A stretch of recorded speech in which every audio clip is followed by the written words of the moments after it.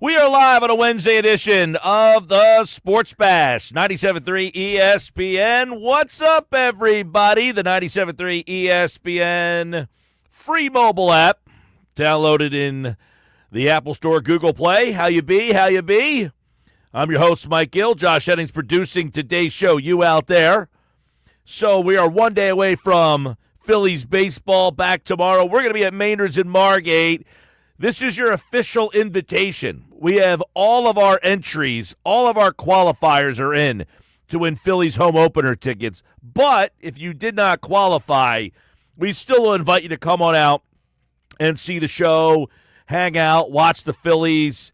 It's cool to watch, with a lot of the Phillies fans. It's always fun to have extra people. A little high five to a guy you don't know. Maybe a little hug, bang, a little chest bump.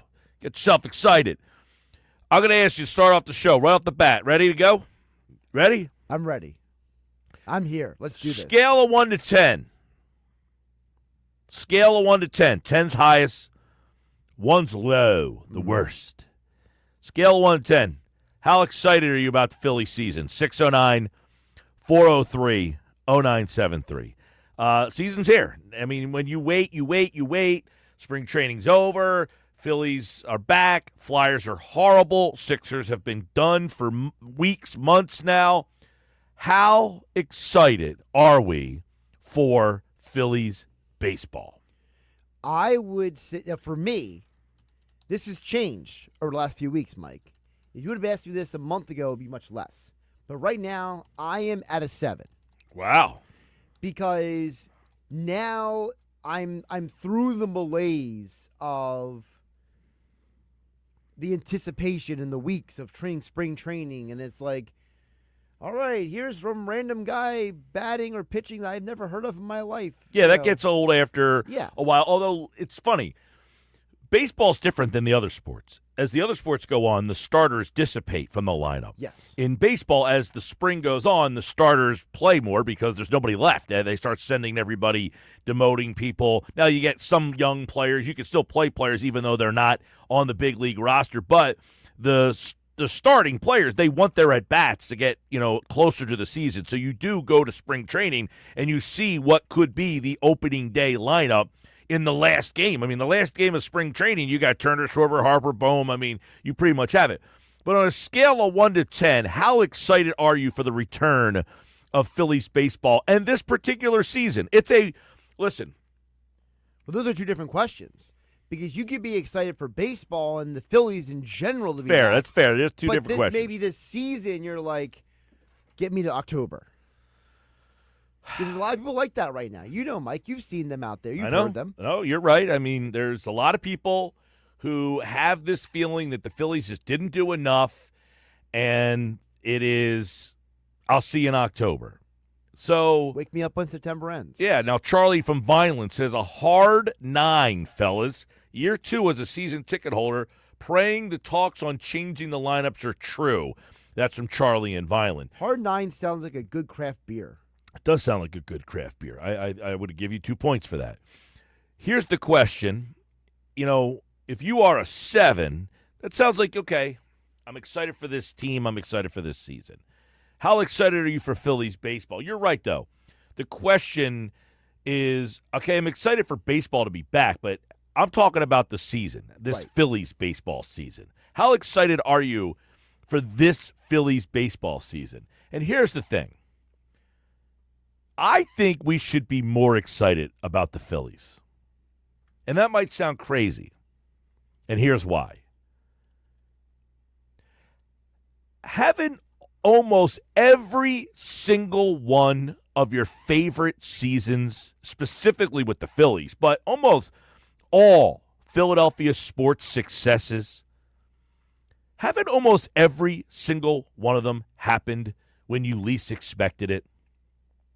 The 93 Phillies are many people's favorite team of all time. They didn't win the World Series. Heck, nobody thought they were going to be any good, and they took you on the ride of a lifetime. The 0-1 Sixers got out to a 10-0 start. You fell in love with that team, and they took you to the NBA Finals. They're the last Sixers team to be able to do that. The 08 Phillies There was no anticipation that that team was going to win a World Series. They had gone to the playoffs in '07, but that was kind of like, whoa, they went to the playoffs. And oh, wait, they won the World Series? You didn't anticipate that. The 2022 Phillies, they went to the World Series. You didn't anticipate that the 2022 Phillies were going to make the World Series. They hadn't been to the playoffs in 15 years. And they took you to the World Series. So you look at a lot of these teams. You look at the Eagles team that won a Super Bowl. Carson Wentz gets hurt. Nick Foles comes in. You don't think that team's going to win a Super Bowl. This team, this Eagles team, it wins you a Super Bowl. After the way they ended last year, you didn't come in thinking this team's going to win the Super Bowl. Some of the best seasons have occurred when you least expected it. In fact, not some of the best seasons, in our lifetime. Okay, I am 48 years old.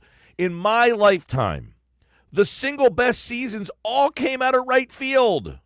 They all came when you least expected it. None of those teams, the 93 Phillies, the 08 Phillies, the 2017 Eagles, the 2024 Eagles, none of those teams, the 01 Sixers, none of those teams were the preseason favorite. None of them. They all did something we did not anticipate. There was a team that was a favorite, and the Phillies and the Eagles and the Sixers and by the way, let's throw in the 2010 Philadelphia Flyers season that went all the way to the Stanley Cup Finals. They got in on the last day of the season. They beat the Rangers, and they get all the way and lose to the Blackhawks. Now, a lot of these ended in losses, but they're some of the most memorable seasons that we've ever had as fans. I mean, you can't win the championship every single year, but, man, give me some fun. Take me on a ride. Can this Phillies team take us on a ride? I think everybody thinks the Dodgers are going to win, but they're playing with a lot of pressure right now. They are playing with a lot of pressure on them that everybody thinks the Dodgers are going to win. And listen, I would agree with them. This roster is right now front page of ESPN.com. Dodgers surreal roster rolls into official opening day. Baseball hasn't seen anything like this super team and its roster filled with all-stars and phenoms. That's the way that the Dodgers are being billed. Which is why they probably won't win a championship, because it's something that you made a comment yesterday, Mike, and Jimmy Rollins said the same thing earlier this week. He said, listen, the best team doesn't always win. You have to be lucky to win. The best team doesn't always win, but they did last year. The Dodgers won, and they basically won going away. They had basically no challenger on their way to dusting the Yankees in the World Series. You almost didn't remember who they played because it was so insignificant. So, yes, last year the Dodgers did their job. They were the favorite, they were the best team, and they got the job done. But how many times does the best team win? And that's what usually makes sports what we all fell in love with. It's that the journey that the season takes you on. The season takes us on the journey of the twists and the turns, the highs and the lows. This guy stinks. You got to move this guy down the lineup. The manager needs to be fired. That guy has to go. Can't throw him on this day's rest. Why are you hitting the two lefties back-to-back? Got to change up the lineup a little bit. And then you get to those October games, and all of the things you complained about go in the rear view, because then the new season starts. And it starts tomorrow. And the season starts tomorrow with the anticipation that the Dodgers are just going to waltz their way through 162 and then blast the door down in October and lift up the World Series trophy again. It's the precise reason why, on a scale of 1 to 10, we should be more excited. Now, I'm seeing some scores come in.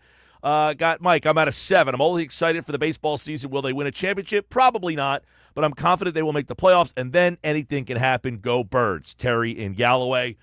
7's a good number, Terry. I think 7's a fair number. It's a good number, but I don't think anybody should be any lower than 7. It's interesting he mentioned the Eagles. Mike, because I thought a comment that Ruben Amaro Jr. made on the Philly Show podcast was interesting because he drew a parallel between the Eagles team that we just saw win a championship and this year's Phillies team. I think we saw that with the Eagles last year. I think there's some chip. Mm-hmm. And they showed the world. Now, they were uber talented, but, you got to show it on the field. And I think that you saw some of that during the course of the year last year with the Eagles. And I think you'll see the same sort of thing with the Phillies. These guys have a lot of pride, man. They care about winning a lot. The most. The most, he says. The most, he says. Look, he said something similar. I think we played a bite similar to that maybe before I left, where he was saying these guys have a lot of pride. Yeah, no crap, they have a lot of pride. This team has not, no one's questioned this team's pride. No one's questioned this team's will to want to win. But then, we're not questioning their will to win. I guess we're then questioning, simply, are they good enough? I don't question whether the Phillies want to win. Yes, they have pride. They've been to the playoffs 3 times. It's hard to go to the World Series, lose. Pick yourself off the mat, get back, go to the NLCS, lose disappointingly, and then come out the next year and get off to an unbelievable start. You could be like in a fog and a malaise and say, we got upset, I'm so disappointed, I can't ratchet back up. And they went off and had the best first half of the season that I can remember. So I don't question the Phillies' will or want to win. The next question I guess you can ask is, I'm not questioning their will or want. Are they good enough? Because if you're not questioning their will or their want, what's the next question?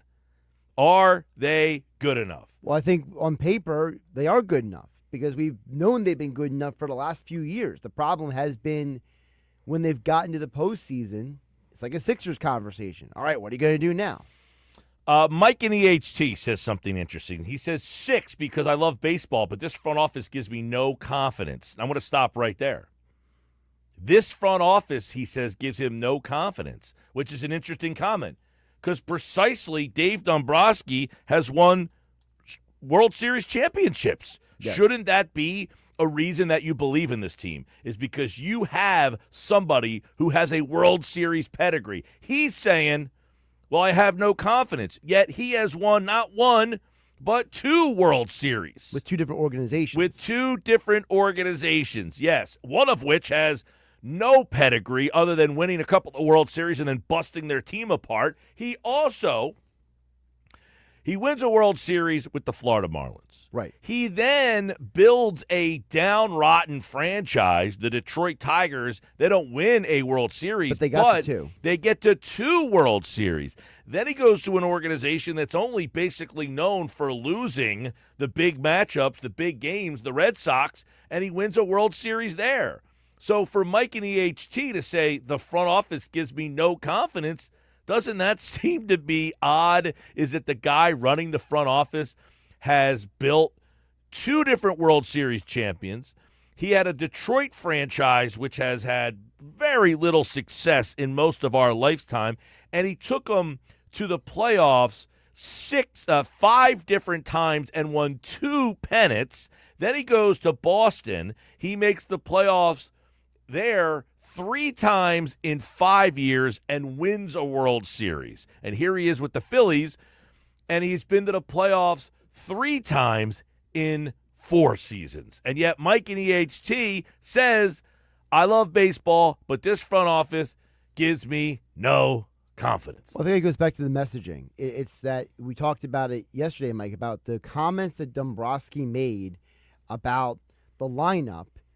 Nobody agrees with it. Like all these former players, all these guys who cover baseball for years, they're all like, that was a weird comment. And so when Dombrowski says stuff like that, when he doesn't make big moves in the offseason, when you feel like this team should be more and they're not doing as much as you think they should be, there is a feeling and a vibe of, you're not giving me what I want. I do agree that I thought it was disingenuous for him to say that, that the lineup makeup doesn't really matter. All right, then why do you put the same lineup out there every day? Right. Why not just change it up every day and just say, you get a turn at leadoff, and you get a turn to bat second, and you get a shot to bat third? Mike in EHT goes on to say, Every team in the league has a 19-year-old phenom showing up every year, and the Phillies continue to never trade or bring up any of their young talent. Hard to get excited about Bohm in the cleanup spot and losing every fifth day with Taijuan Walker. All right, couple things there. Number one, Mike, every team in the league has a 19-year-old phenom. I don't know of any 19-year-old phenom, and I'm as much as, hey, let the young guys come up and play. What team has a 19-year-old phenom helping them win a World Series? I can't think of one. I mean, the only 19-year-old phenom that I can think of that's doing anything right now is Paul Skeens, and his team stinks. His team's not very good. He's not 19 years old, by the way. I think 19 true. is an exaggeration. Fine, I'll play along. He's exaggerating. It's not 19. But who's this young phenom that helped the Dodgers win the World Series? Is there a young phenom on the Dodgers that helped them win the World Series that I'm forgetting about? Because I don't see a guy on their roster. I mean, Yamamoto's in his mid-20s, isn't he? Yamamoto is 26. I wouldn't say he's a young, like, He was a rookie last year. Yeah, but I think, he was a free agent. That's a different situation. True, I think he's talking about they never trade, they never bring this young guy up. So, again, Mike, I think that you're seeing things from the wrong colored glasses here. They never trade or bring up any of their young talent. Listen, you're saying it's hard to get excited about Bohm. Bohm was the third pick in the draft. Right. By the way, for Bohm to be the third pick in the draft, he's been an all-star. He's an everyday player. They hit on that pick. I mean, you might not like Bohm and say it's hard to get excited about him in the cleanup spot. I agree. I don't think he should be hitting cleanup on most good teams. I think he'd be better served to be a number 6 or 7 spot. On this team, he's hitting 4. But that's not his fault. You signed Nick Castellanos because you said they never trade.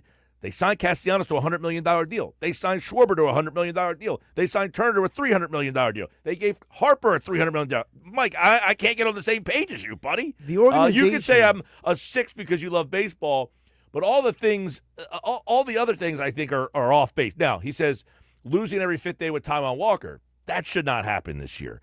Walker will start the season in the rotation, yes, but that's due to injury, not because he's going to be there every fifth day. Yeah, and the idea was all along was that you thought Ranger was going to be the 5th starter. And then He will be the 5th starter.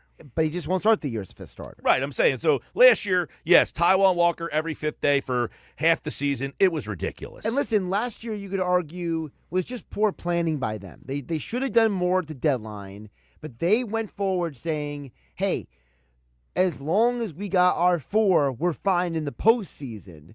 It just became such a black hole of misery every fifth day that you every once in a while got a Tyler Phillips game.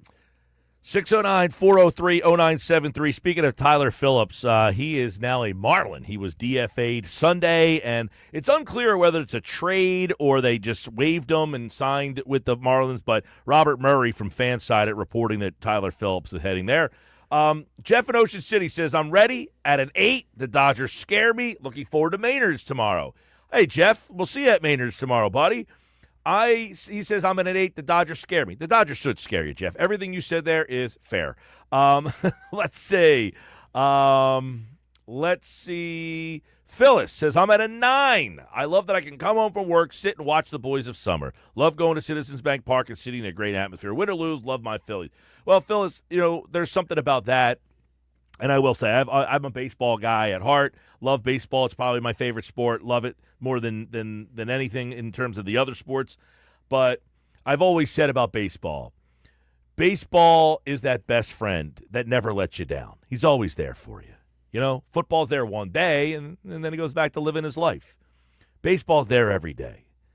The highs, the lows, the ups and downs. You know your friend. He's always there for you. Hey, man, you want to do something today? Sure, meet me at 7. Hey, man, you want to do something today? Yeah, Thursday, 4 o'clock. Hey, man, you want to do something today? Yep, Sunday, 1:05. He's always there. Baseball is always there for you. He's the best friend that anyone ever had. Hockey, one night on, one night off, 2 nights off, back-to-back. No, baseball, they get it right. It's every day. They don't let you down. It's like the friend of the summer. You want to go to the beach today? Yep. Want to go surfing today? Sure do. Want to get some ice cream today? Yes, I do. Want to go skateboarding? Yep. Want to ride the bike? Uh-huh. That's baseball. It's there for you every day. That's why it's the best sport around. Phyllis, I agree. Every night you come home, I don't have to think about what am I going to watch, what am I going to do. Put on my TV. There they are, my friends. Andrew in Summers Point says, we were good enough. Teams around us got better. Scary to think the Braves and Mets could be better than us. Andrew, that is a storyline. No question about it. That is a storyline of, are you the best team in your division? You were last year. Are you the second best team in your division? You were the best team last year. Have two teams passed you? Have two teams passed you? 609-403-0973. 609-403-0973. I like Terry and Galloway, who wrote, Mike and EHC is sounding as dumb as Terry and Galloway. So Terry and Galloway is acknowledging that he says dumb things. And calling Mike and EHT out for saying something as dumb as Terry and Galloway. Pay attention, Mike and EHT. It's a championship pedigree, says Terry in Galloway. Yeah, listen, I can say that I haven't liked what Dombrowski has done, but that doesn't mean I don't think he can get something done. Scale of 1 to 10. 10 the highest, 1 the lowest. How excited are you for this season of Phillies baseball? 609-403-0973. Now, I know a lot of people are talking about the lineup, okay? It's obviously a very hot topic of conversation. It's been all over the place.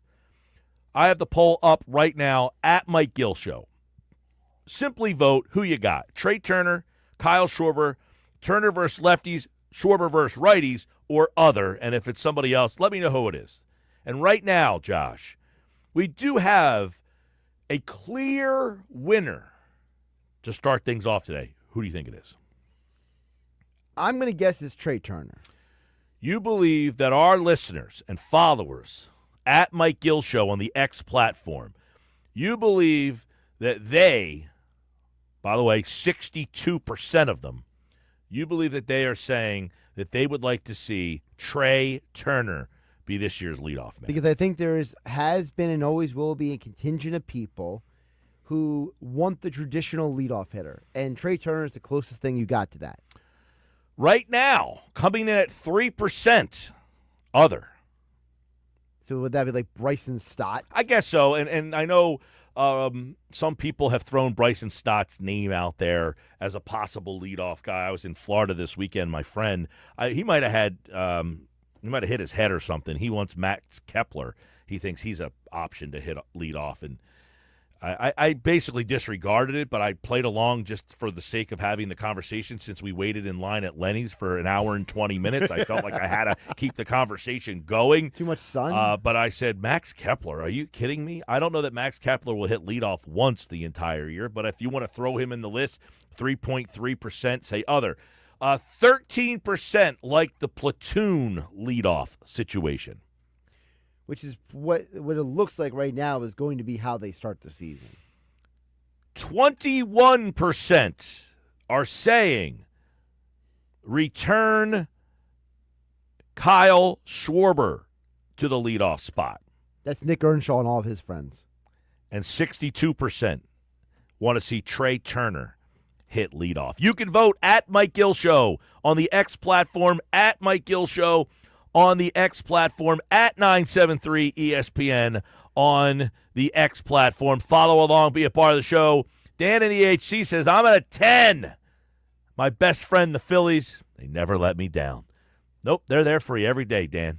Just like you are there for us every single day. Dan's a great texter of the show. We appreciate him as always. Follow at Mike Gill Show. Vote right now. Who you got? Phillies leadoff. Trey Turner, Kyle Schwarber, a platoon leadoff system with Turner versus lefty and Kyle's versus righties, or other. And who's that other person? Let us know. 609-403-0973. It's the Sports Bash live Wednesday. Tomorrow, we're at Maynard's in Margate. Stop out and see us. Say hello. Be a part of the show. 609-403-0973. I got more text messages coming in. How excited are you for the start of Phillies baseball? Let us know on the text board, 609-403-0973. I'm Mike Gill. This is the Sports Bash.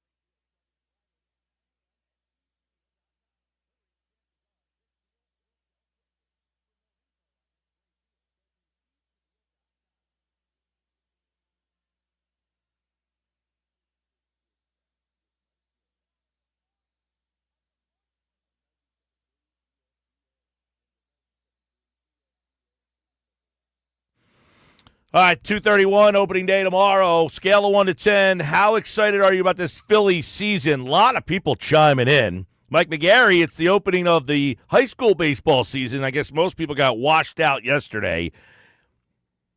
Phillies tomorrow taking on the Nats, 4 o'clock. Zach Wheeler, Mackenzie Gore, they're your starters. On a scale of 1 to 10, how excited are you for the Phillies season this year? 609-403-0973. Mike, I contend that we should be more excited than I think people are.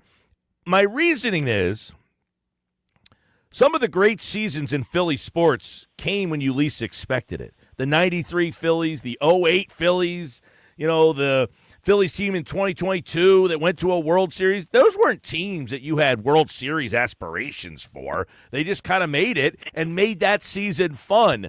Everybody thinks the Dodgers are going to win, but isn't that what makes one of these seasons come out of right field sometimes?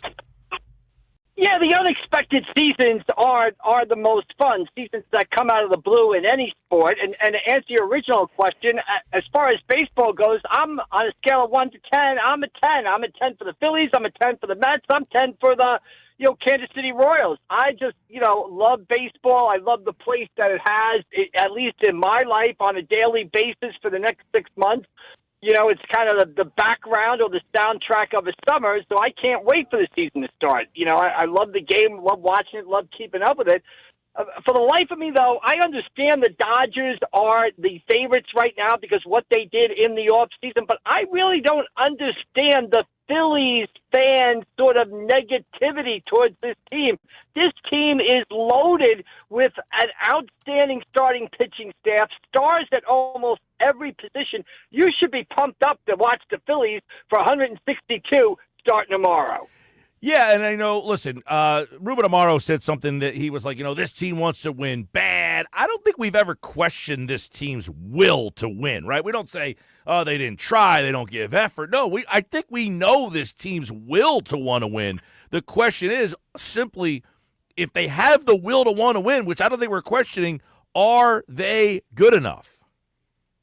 Well, I think they're good enough to win. I mean, they're good enough to beat anybody in a short series. Are they good enough to beat, I guess it would be teams in 3 or 4 series? That would be the question. I think where this season is, and there's a sense of urgency with the Phillies this season, because I think for this core group, this might be the last go-around for this group. JT Realmuto's in a contract year. Schwarber's in a contract year. Castellanos has 2 years left. If they don't get it done this season, I believe the Phillies will make big changes to the core. Does that mean that Trey Turner's going somewhere? No. Does that mean Bryce Harper's going somewhere? No. Does that mean Zach Wheeler's going somewhere? No. But it could mean that, maybe a Brandon Marsh is on a different team. Maybe Castellanos is on a different team. Maybe you don't re-sign Realmuto. I would keep Schwarber, but see what, he might get a big offer from another team, and the Phillies might elect not to match it. So I think that's where the sense of urgency is, and I think that's what Ruben's talking about when he says this team really wants to win. This is sort of the last ride for a lot of these guys in Philadelphia. Mike McGarry from the Press of Atlantic City. We asked people how excited they are for the season. Mike in EHT, Mike said he's a 6 because he loves baseball, but he says this front office gives me no confidence. Is that a fair comment? I don't think it's a fair comment at all. Mike in EHT, what do you want the guy to do for you? I mean, Dombrowski came here. He's got you in the World Series. He's got you winning 95 games. You're the defending NL East champion, and you have no confidence in the guy. Mike in EHT, have a little faith. Have a little faith. And I think, again, if Luzardo and Kepler and Jordan Romano stay healthy, we might be in September talking about the offseason that Dave Dombrowski had a little bit different than we're talking about it right now. But Mike and EHT, come on, buddy, it's baseball season. Everybody's 0-0. Let's go. I tend to agree. Not to mention, the guy in charge won a World Series with the Marlins, took a rotten franchise in the Tigers to the World Series twice, won a World Series in Boston, and has been to the playoffs here 3 out of 4 times. It's hard to say I don't have confidence. I can say I've been disappointed with what's happening so far, and I don't even know that that's fair. Yeah, I mean, Dombrowski is a first ballot Hall of Fame executive. There's probably 29 other teams that would love to have him running his front office. He's won everywhere he's been. If you don't have confidence in Dave Dombrowski, I don't know I don't know how to help you out right there. And now, is every move that Dave Dombrowski makes perfect? Absolutely not. They all strike out on moves. I mean, look at Austin Hayes last year. Dombrowski thought that was going to work out. It obviously didn't. But to say you have no confidence in the Phillies front office, and the other reason why you should have confidence in them, Mike, is so far they have shown they're willing to do everything that they need to win. If there's a move or two to be made at the trade deadline this year, this team is not going to stand pat. They are going to go out and make it. So that's another reason to have confidence in Dombrowski. By the way, Mike McGarry, Austin Hayes this spring, 310, 370 on base, 3 homers, 14 RBI in 16 games. Maybe the trade they made for Austin Hayes, maybe he is the guy they thought he was. He just, got hurt. Yeah, I mean, he had that kidney thing. He got hurt. He was in the midst of a down year. We'll see, Mike. I remember, Mickey Moniak got released by the Angels the other day. I remember, I think it was 2 years ago before he got the broken hand. He looked like Mickey Mantle in Clearwater. So let's pump the brakes on Austin Hayes a bit. All right, Mike McGarry for the Press of Atlantic City. A lot of people, scale of 1 to 10.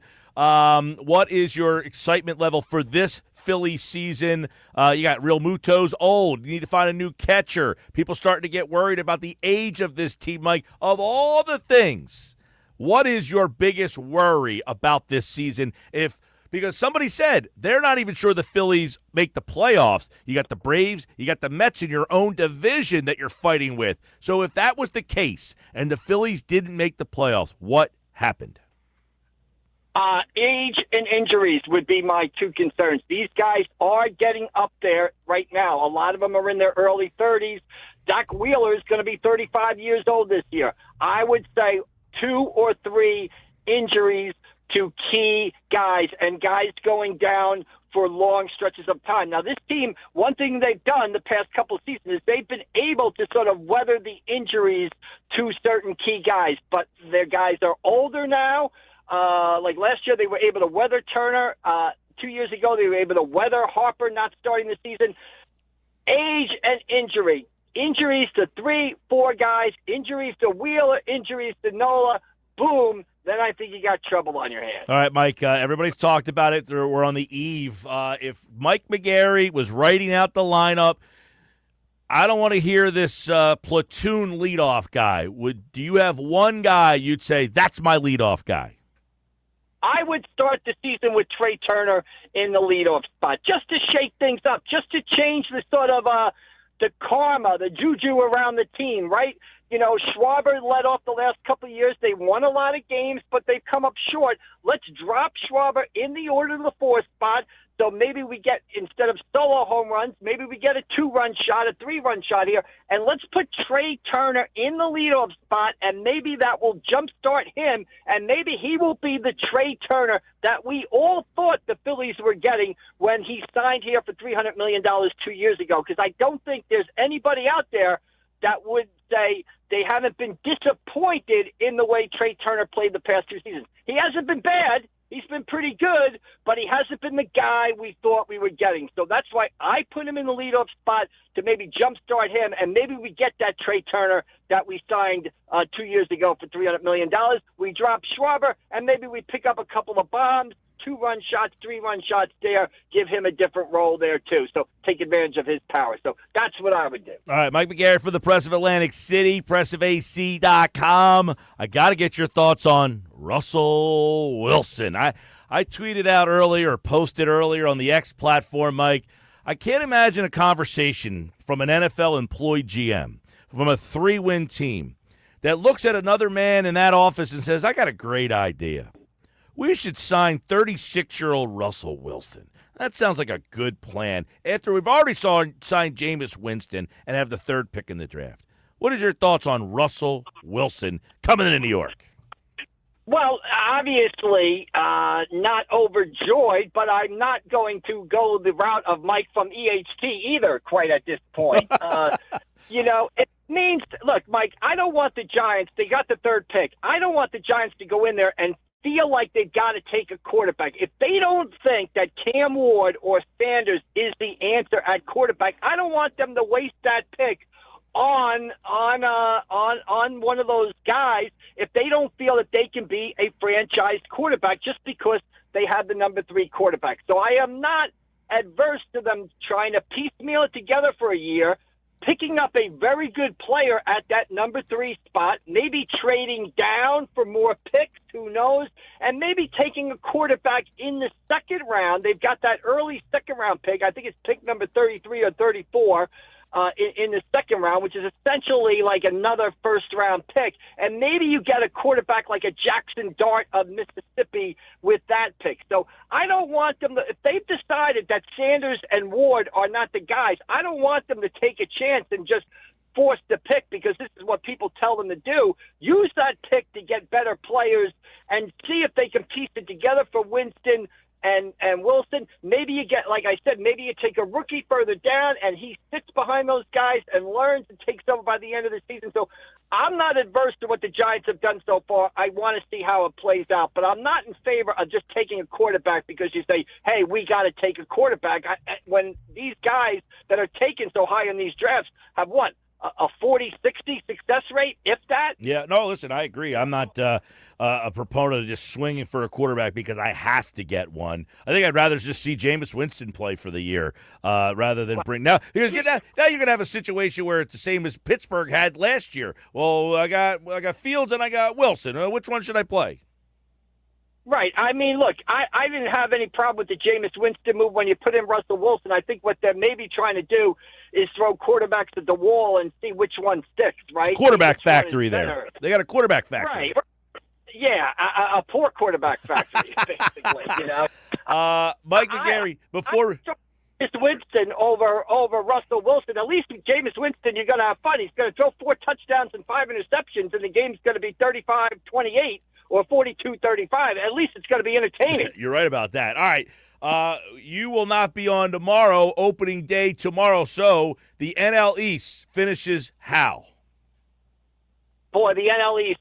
You know, I'm going to go Braves, Phillies, Mets, but I think all 3 teams win enough games to make the playoffs. I think the Braves lineup, they're going to be healthier this year. They're going to have some guys have bounce-back years like Matt Olson. Even though they lost Max Fried, the starting rotation, the Braves are going to piece it together. So I like the Braves. I think the Phillies are going to be right there behind them, and I think the Mets are going to be right there behind them. So I think all 3 teams make the playoffs, right? And I think the team that's healthiest when they get to that postseason is going to be the team that goes the furthest and possibly challenges the Dodgers for the NL East. But I think it's a really good division. I think all teams win above 88 games, 88, 89, 90 games, and all 3 make the playoffs. But I'll take the Braves to win the division. I'll take the Phillies second, and I'll take the Mets third. All right, Mike McGarry from the Press of Atlantic City. Where are you heading today? And did anybody play yesterday? Anybody get the game in? Yeah, there was a smattering of some games, kind of a soft open to the season. If people are wondering what goes on there right now, the NJSA changed the rules for the winter and the spring, and teams are kind of allowed to – there's no official, in quotes, opening day anymore. There's kind of like an opening week, and teams can start at any time during that period. Most of the teams are starting up today. I'm headed over to Mainland Regional, St. Augustine, the defending state non-public A champion, against Mainland Regional, who's the defending Cape Atlantic League champion, and Joe Smith debuting after 15 great years at Delsey, debuting as Mainland coach. So that's where I'll be headed. That's where I'm headed right now. All right, Mike. We'll talk to him on Friday. The Phillies getting ready to start the season. By the way, the Mets are in Houston to take on the Astros this week. And, of course, we'll be looking at opening day and more baseball here on the Sports Bash. Thanks, Mike. All right, we'll see you down the road, Mike. Thanks. All right, there's Mike McGarry from the Press of Atlantic City, pressofac.com. He's back on Friday's show. This is the Sports Bash live on 97.3 ESPN, the 97.3 ESPN free mobile app. And, of course, we have you till 6 o'clock tonight, 609-403-0973 if you want to get involved. The text board has been hopping today. Got more texts coming in. Joe, I see your text with the lineup. I got some thoughts on Dombrowski from Shaner and EHT, Drew and EHT. I see your text coming in. I got some trade ideas. I see Phil. So we'll read those all off coming up next on the Sports Bash Live on 97.3 ESPN.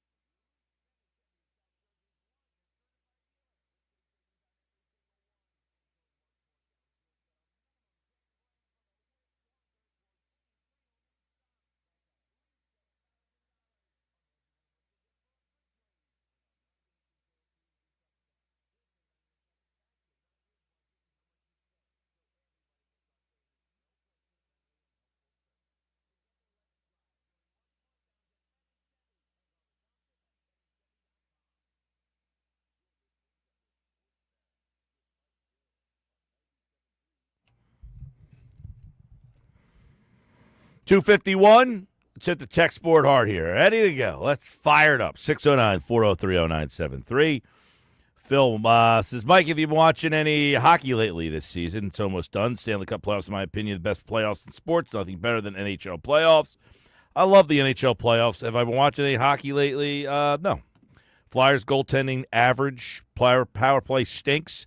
Teams regressed. Last night you got Tortorella. I mean, I kind of understand what he's saying. Tortorella's like, I don't even know how to coach this team. I mean, assuming they want me to lose, but what am I supposed to do? He's like, I don't have any interest in figuring out how to coach a team like this. He's in a terrible spot. All these teams are in terrible spots. You don't want to win if you're the Flyers now. The season has gone so far off the rails. They're just getting blasted, though. They're not even competitive.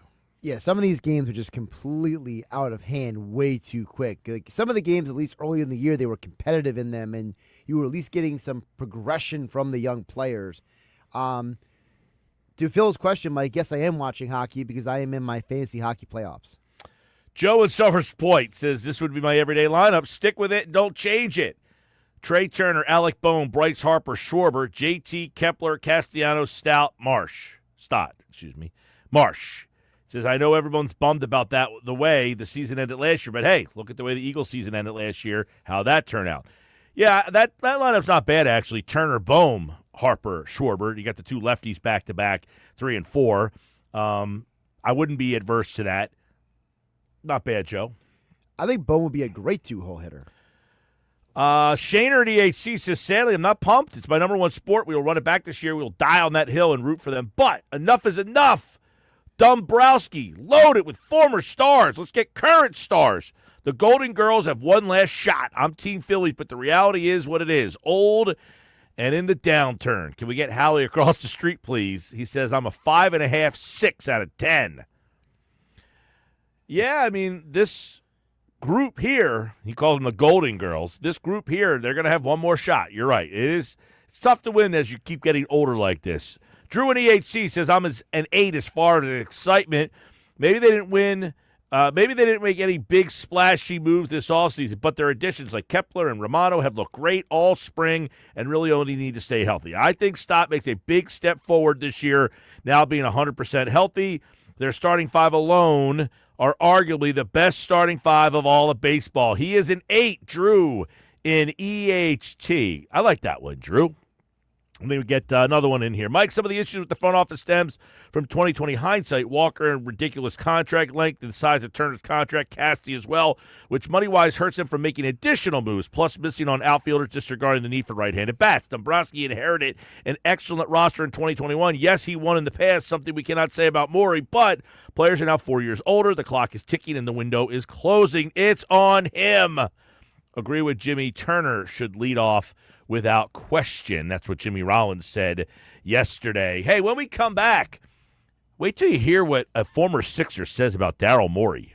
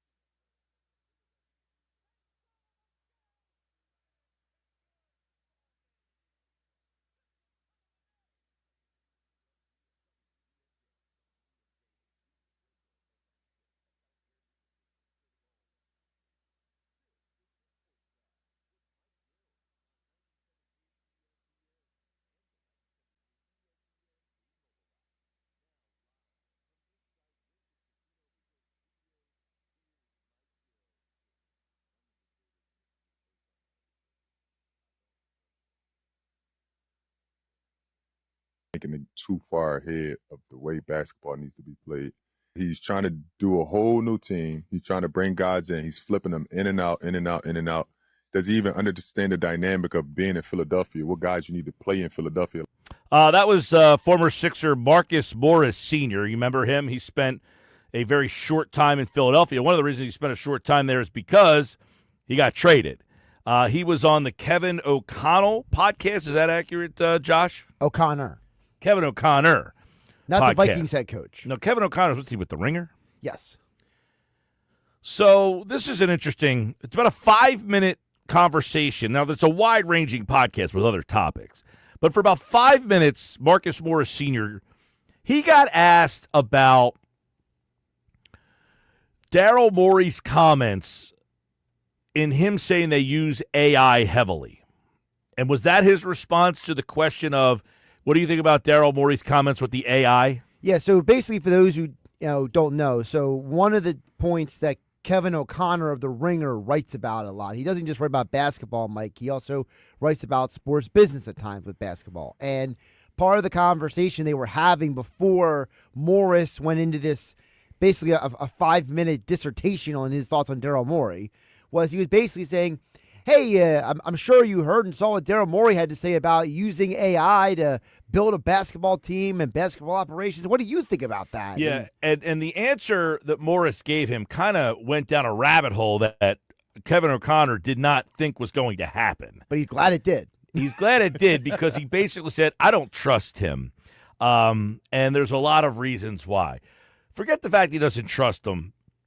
A lot of it, I think you trust him, don't trust him. Morris did admit that he's mad about how Morey treated him when he was a rookie. So, 10 years ago or however long Marcus Morris got drafted. Yeah, it was about 10 years ago. He, didn't think he belonged in the G League. And he kind of said he holds that, like, what are you doing? Like, I was a dude. I didn't need to be in the G League. So he has, like, some preconceived, thoughts about Morey potentially, but some of the things that Morris says here, he says, I don't trust Morey, and he doesn't understand that Morey doesn't understand how to build Philly. So he asked about the AI, and he's saying his point might be valid a little bit there. And I said, I don't like the AI either. But he's saying, like, the AI doesn't tell you what the makeup of is a player that should play in Philly. Like, what kind of guy can handle the Philadelphia market? What kind of guy can handle the Philadelphia media? And Marcus Morris flat out says, I dislike Morey using AI to help build the Sixers. Understand how the team needs to gel first before you start talking about AI. What does AI do? Like, I understand the effects it can have on, other spots of maybe the offense, the numbers and things like that, but like telling you what guys you should choose or which guy fits what you're trying to do. That's one of the points I was making a couple weeks ago when talking about AI. It doesn't tell you how well I play with that guy. It might say my numbers. It might say, hey, he shoots this, he does that. But it doesn't say that I mesh well with him or he meshes well with me, any of that stuff. So Morris goes on here. This is interesting because he basically questions they're going back and forth. So there is some stuff here from the host, Kevin O'Connor, who kind of says, hey, well, Morey did win in Houston. Like, they were really good teams in Houston. They didn't win the championship, but they were really good. And then Morris kind of follows it up saying, well, what has he ever won? What has he won? Like, he hasn't won in so long, right? He's come close. He came close in Houston. They went to a Game 7 against the amazing Warriors. And then what happened to that team the next year? They blew up. You tell my guy JH that you're gonna do something for him, a guy that you brought from all these teams, and then you don't like the AI tell him not to pay James Harden. So he's saying, look, he had some really good teams. This is what Kevin O'Connor's saying. He said, yeah, but what did they do after that? They went to there and then they blew up. And one of the things he talked about for this particular Sixers team is how could they have thought? And hindsight 2020, he's right. And I think Morey has admitted this. Like he said. I think Morey has said one of the things that he kind of 2020 looks back on, it says he brought too many older guys in here. That was probably something that he wouldn't do, that he brought in. But like Morris says that he's trying to be too smart by just constantly changing over the roster. He brought in like 10 new guys this year. Why do you want to start a brand new team and try to win a championship? I haven't seen any team that has 10 new guys be really good the following year. I don't even know if any team has ever done that. Like, I'm just not a fan of like how he go about choosing players and like flipping players in and out. It's kind of like he's trying to like outsmart the game too much. In hindsight, he's absolutely right. Like, how do we look back at this team and say, you brought in like 7 or 8, 9 different rotational players? How could you think a team that has that many new guys and say, and listen, it's one thing if you say, I'm going to bring in 10 new guys, and for the next 3 or 4 years, we're going to take a shot at this. But the guys he brought in, they were all older guys. These guys were here for like one chance. You know, Drummond, Eric Gordon, even he talks a little bit here about Caleb Martin. He says, why would you sign Caleb Martin? Did AI tell you to sign Caleb Martin based on really one good playoff run?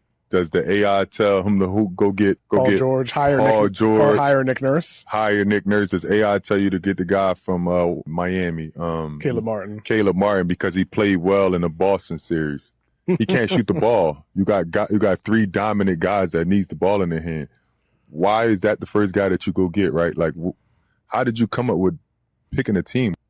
Well, he wasn't the first guy he got. It was actually one of the last guys they got. But when you look around and say, hey, we got Paul George, we got Drummond, we got this guy. Hey, let's go out and get Caleb Martin. Now, I was a fan of the Caleb Martin signing, not because he's a good shooter, but because I thought they needed kind of a scrappy role player. The problem really became is that Caleb Martin got asked to do something he wasn't brought here to do, which was basically be the second guy because George and Embiid are hurt. So now Caleb Martin is being elevated up the depth chart. But it is an interesting point that he brings up. Like, did the AI essentially say, hey, this guy would be a good fit as a shooter around Joel Embiid? Probably not.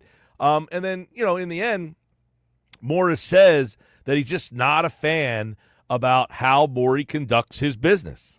Did he put Harden, or was it other things around of wanting Harden to come there and knowing that he was going to sign a contract? So basically, he put that together because he lied to the players and told them that he was going to give them a certain contract that made him want to come there. And then he gets to Philadelphia, and then it's not the same thing. So I'm just not a fan of like how he moves around the game, right? I'm just not a fan of that. So this is interesting. Marcus Morris is an older school guy. I mean, Marcus Morris at this stage of his career is at the end of the line, obviously. So he doesn't care what he's saying. He doesn't need to be friends with Daryl Morey or try to win. He's 35 years old, Marcus Morris. You are going to get to an interesting dynamic in sports to where when are the players going to like rebel on the analytics? That they are basically being looked at as an analytical number, not based on their performance or their intensity or their passion or their will or their heart or their drive, and just flat out a number on a spreadsheet, just like any other corporate schmuck would look at. Hey, here's a number on a spreadsheet. This guy makes this amount of money. I never met the guy, but he must suck at his job. Let's get rid of him. And then you get rid of that guy, and they're like, we can't afford to get rid of that guy. He does everything. On this spreadsheet, he's getting paid too much money. Sorry. Really quick, it goes back to, you remember your buddy in college who used to say, there's no way you can quantify heart in the ratings for Madden? It's the same thing with this, right? No question. It's exactly what Marcus Morris is saying here, is how can you just say AI? Now, I don't think he's using AI exclusively. He says they do use it as a tool, though. And Morris does admit that. He himself wasn't saying that AI is everything. But I think Morris's larger point is, hey, Daryl, you open this door to start mentioning AI. Well, what is AI's real role in all of this stuff? And Kevin O'Connor says, in the end, that he has to question whether Daryl Morey values his spreadsheets, the help from AI, over using the intangibles of your own gut and your own decision-making. I think with the AI thing, that's what pissed people off, is because with Daryl, it's always been about like how he doesn't value chemistry enough and the human side of things when it comes to constructing a basketball team. It's always too much about the numbers and how things project. So I think that's Daryl's kind of Achilles heel. Exactly. And that's something he's going to have to resolve if they continue trying to compete for championship with Joel Embiid. Listen, I don't have a I like Daryl Morey. I think he's done a pretty good job here. Some of these moves this year have just blown up in his face. But I do not really like if he is depending that much on analytics and especially AI. The AI part of it really turns me off because it really tells me then that Morey doesn't have the inner drive to want to be great himself. Yeah, the AI is a tool, and why shouldn't I use the tool if it's there? If you are letting the AI in any way, shape, or form help you make a decision based on a human being's will, want, heart, desire, that's a bad decision. You know, there's so many times, well, this kid's the fastest kid out here. Yeah, well, guess what? He can't swing. I'll take the slow kid who can hit the ball the other way, can put the ball in play. Yeah, I'd rather the guy be faster, but what good's a fast guy if he can't get on base? And by the way, that was one of the shortcomings of Moneyball, for example, with the A's. The A's never got to a World Series. Why? Because they were so stuck on how do we maximize these metrics for these players that they never built a well-rounded enough baseball team. The difference with that is, and I understand what you're trying to say, they were doing it for a reason. They couldn't financially compete. Right. The Sixers can. The Sixers can financially compete. The Sixers don't have the A's problem. The A's are saying, I can't spend money on retaining Giambi. So And what am I Tejada. supposed to do? And yeah, I'm just saying, but Giambi, is the guy in the movie. Tejada wasn't ever mentioned in the movie. That's true, yeah. So I can't spend money to bring him back. So I got to find a creative way to duplicate him for a fraction of the cost. So what's his on-base percentage? Let me find guys who make that a fraction of the money but get on base as much as he does. The Sixers are treating themselves like they're the Tampa Bay Rays, for God's sakes. You can't spend the money that you spent on Tyrese Maxey, Joel Embiid, and Paul George, and then decide, you know what? We also want to be a small market and small-minded team. And you might say, well, you're not being small-minded if you're using everything available to you. You know what? Trust yourself. That's how you got there in the first place. That's what made you who you were, is that you use your instincts. That's what really is disappointing in sports, that we've allowed the analytics to infiltrate. It's a tool. It's fun. You want to have an analytical league? Go create your own league. The sports were supposed to be competition. Me versus you. I'm better than you. And it just completely has lost it. And it's disappointing to see that Daryl Morey is so insistent on this. And you're seeing now the players are saying, I don't like it either. I don't like it either. And one of them is, listen, he trades me away for a bag of chips, he basically says here. He goes, I get traded away. I don't even understand what he's doing. He trades me away. He trades this guy away. This is Marcus Morris. I'm from Philadelphia, so I keep an eye on it, right? Like I had a chance to play there. I played there last year. Even with myself, I was playing really good basketball, and he traded me for a bag of chips. I'm just like, what kind of chips? Lay's, Fritos. It was just like literally a bag of chips, and I'm like, motherfucker, like what? What else do I need to do to play on this team, to play well, to gel with Joel, to be a guy that's in the city that's like helping the team? Yeah. And Mike, that's my favorite part of the whole thing. Not the part about the chips, but the part he says after that. He says, what do I have to do to show you that we are gelling? I'm trying to build chemistry here. We're trying to do something, and you get rid of me for what reason? Like, that is the most human part of this conversation, and that is these are guys who are putting in ridiculous hours of training and exercise and rehab and spending time with their teammates and building the chemistry. And these guys say, you pulled the rug out from under me. Well, not only me. He mentioned Patrick Beverley. He's another guy. He's like, hey, he was playing some really good basketball here, and this is a team that was kind of, he mentions in this podcast, he's like, when we're all together, we were one of the top 5 teams in the league. That's the bull I'm talking about. And not only did he trade me, he trades Patrick Beverley, his own guy. You feel what I'm saying? That's playing really well. That's really helped the team when Embiid went down. When Embiid was there, we were top 5 in the NBA, right? I just like some of the things that I think that he does is like it doesn't have anything to do with basketball. It's like his own values of how he think a team should be constructed or ran, or it just is mind-boggling. I just don't understand it. Yeah, and listen, I do want to stress this: the Dodgers use a lot of analytics, all right, and they're the best team in the league. You know what though? They don't need to use analytics. They got the best roster in the league. Well, the guys that they got. You're signing those guys whether you're using a computer, AI, or anything else. You're going to sign Shohei Ohtani. You don't need ChatGPT to say, you know what? Smart idea. Sign Shohei Ohtani. That's asinine. I was listening to Jeff Passan talk about this on a podcast where he said, listen, Andrew Freeman, who's from the Tampa Bay Rays, they use a lot of analytics with Tampa. He got to the Dodgers and said, look, I don't need analytics for everything, but the analytics can maybe help me on the margins. I don't need it to help me to sign Shohei Ohtani or Yamamoto, but maybe it can help me look at a pitcher differently who maybe is going to be like a 25th man on the roster.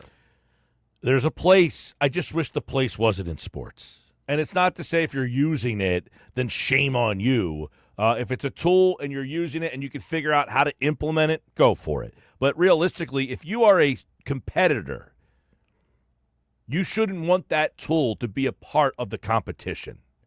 You shouldn't want that tool to help you compete against somebody else's ideas. The whole point of sports is to compete against somebody else, not you and your computer friend competing against him and his computer friend. That's not what the spirit of sports was supposed to be. And that's what really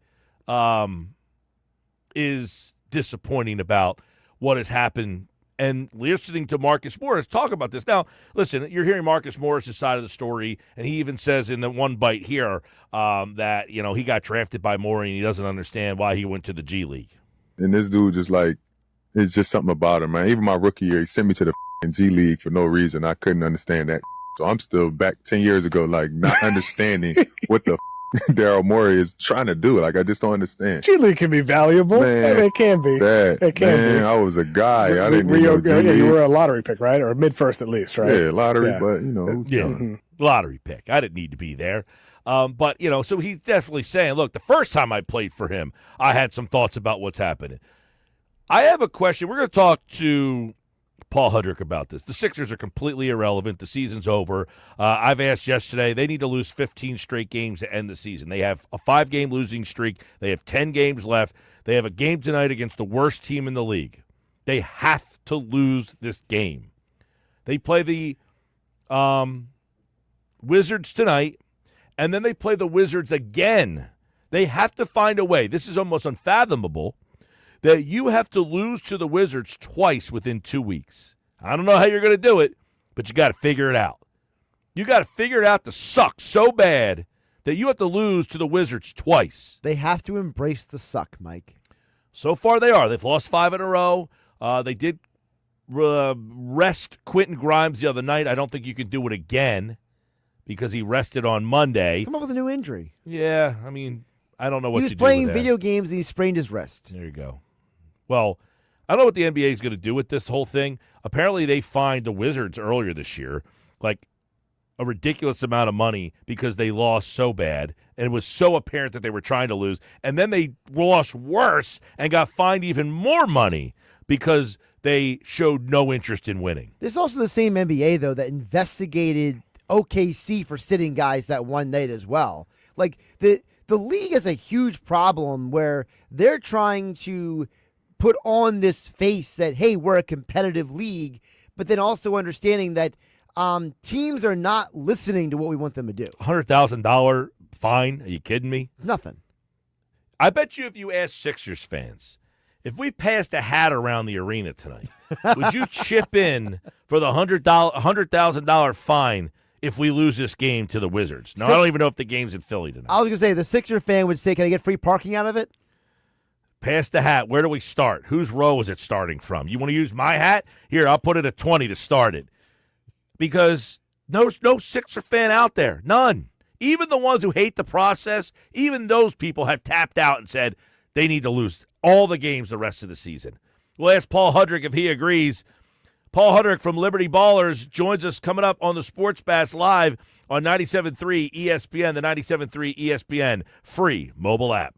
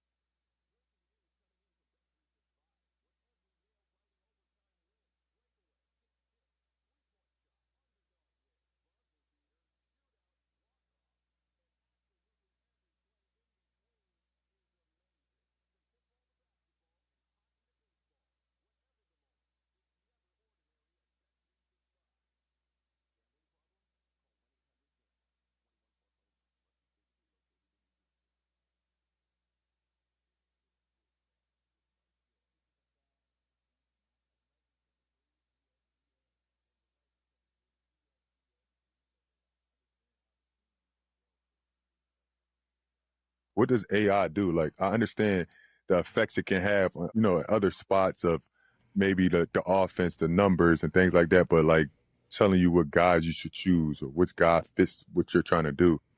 That was Marcus Morris, Kevin O'Connor's podcast, talking about the Sixers. Daryl Morey. Is Daryl Morey the right guy to continue to lead the Sixers? Has this season been a mess or just a spill? I mean, is this moving forward a mess or a spill? Is this a one-year thing and Morey's figured it all out? Hey, we just have these injuries. Is he the right guy to kind of take this team to that next step? Let's bring in Paul Hudrick from Liberty Ballers, set to join us right now on the Sports Bass live on 97.3 ESPN, the 97.3 ESPN free mobile app, and watch the show live on the X platform at Mike Gill Show. He'll join us in just a second. I saw him in the stream for a second there. Looks like he had a bad connection, and he'll be back in just a second. But you heard what Morris said there. He was commenting on the AI comment that Morey made at what's the name of that convention? It's like an MIT. It's like they have like sports stuff, the sports business stuff. It's all about numbers and stuff like that, which, it is what it is. And Morey, I think, created it years ago. Him and Henke's been a speaker there in the past. Remember, Henke, who the Sixers hired years ago. Talking about Henke was hired 12 years ago, 2013, before that season is when he was hired. It's disenchanting, though, to hear the reliance on AI in sports for just everybody. Like, I get it. If it's there, you want to use the most possible things to help you with decisions. But that is not what sports were about. And that's what, to me, has gotten so far away from what competition is about. Competition is not about being aided by decision-making from a computer. So Marcus Morris goes off on this thing and says that, he's another guy says, I just don't trust him. He uses AI, and he doesn't have a feel, and I'm not a Morey hater. I like Morey, okay? I've always liked Morey. I like the hire. I'm looking at this season and wondering what the heck happened. I think is it an outlier this season? Paul Hudrick from Liberty Ballers is here. Let's get his take on what's going on with this Sixers team, because I asked right before you came on, this season has been a complete mess, obviously. But is this a mess that will spill into the next season, Paul? Or is this a one-year kind of, you spilled something, we'll clean it up, and then everything's back to normal? It's all going to come down to the health of Joel Embiid and Paul George. That's it. Because I think they took a big gamble. Like, there's no two ways about it. They signed a 34-year-old Paul George to a 4-year max extension. You gave Joel Embiid, coming off of meniscus surgery and an injury history, you gave him an extension as well. Neither guy stayed healthy this year. And that's the biggest reason. I mean, don't get me wrong. There were other things down the road that didn't work out to plan either, but that's the crux of what went wrong this season. Joel Embiid played, 19 games? Paul George played 41 games. It was just doomed from the start in that regard. Neither guy started the season playing. So, it was kind of doomed from the start. So I think next season hinges on those guys have to be healthy. And look, I'm not saying they have to play 82 games, but they got to play a lot more than they did. And when they do play, they have to be a lot more effective than they look. So to me, it's like the way I looked at last offseason was, this is Daryl Morey's clean slate, right? Like, this is his, now he's got all this cap space. He can do the moves he wants to make, and let's see what he does.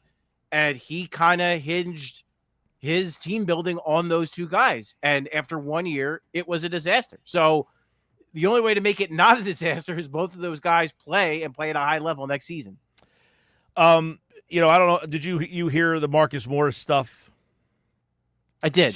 So he brought up an interesting point that I think is valid. He says, he's not looking at guys and how they fit in with that guy or how he fits in here. Or, you're just looking at a number. You bring 10 guys in. How do you bring in 10 new guys and think that that's actually going to work? Do we hear some of that stuff from a player and then wonder, what? Is he wrong? Do we look at Morey differently a little bit? I know he said the stuff about the AI a couple of weeks ago. That got some headlines. I don't know how you feel about that. But it sounds like the players are kind of like, No, man, that's not how you build a team. Now, Morey, he's had some really good teams, but as Morris said, you haven't won anything. So we started to look at Morey a little differently, or is that not fair?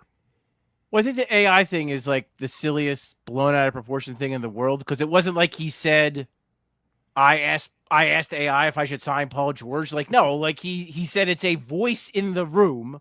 So, like, I think we got to settle down there. And look, at the voice in the room told him to draft Jared McCain over Dalton Connect. That was pretty good. Or told him to resign, sign Gershon Yabusele from the EuroLeague. Then, okay, thanks, AI. I think Marcus Morris did make fair points. I think under the guise of the AI, I think that was kind of silly to do it. But, like, I think when you look at Morey's tenure, it's fair to say, like, and he's even admitted this, like the Ben Simmons situation. He said, like, I didn't do a good enough job connecting with Ben Simmons when I got here, probably in part because he always had an eye on trading Ben Simmons for James Harden or another star down the road. And then we all saw what happened with the Harden situation, which Harden was a guy that they were really tight, and that falling out happened. And I'm not saying that's all Morey's fault, but it happened. I think part of it is, Mike, like, the longer you do this, and even if you are successful, which, Morey has had a lot of success, however you want to, but he hasn't won. He hasn't won a championship. So the longer you go about this and you don't win, your flaws kind of get exposed more. You know what I mean? Like, it's just over time, people are seeing, like, okay, well, maybe he doesn't. And I think, too, like, sometimes your biggest strength can also be a weakness. I think Morey's biggest strength is that he is.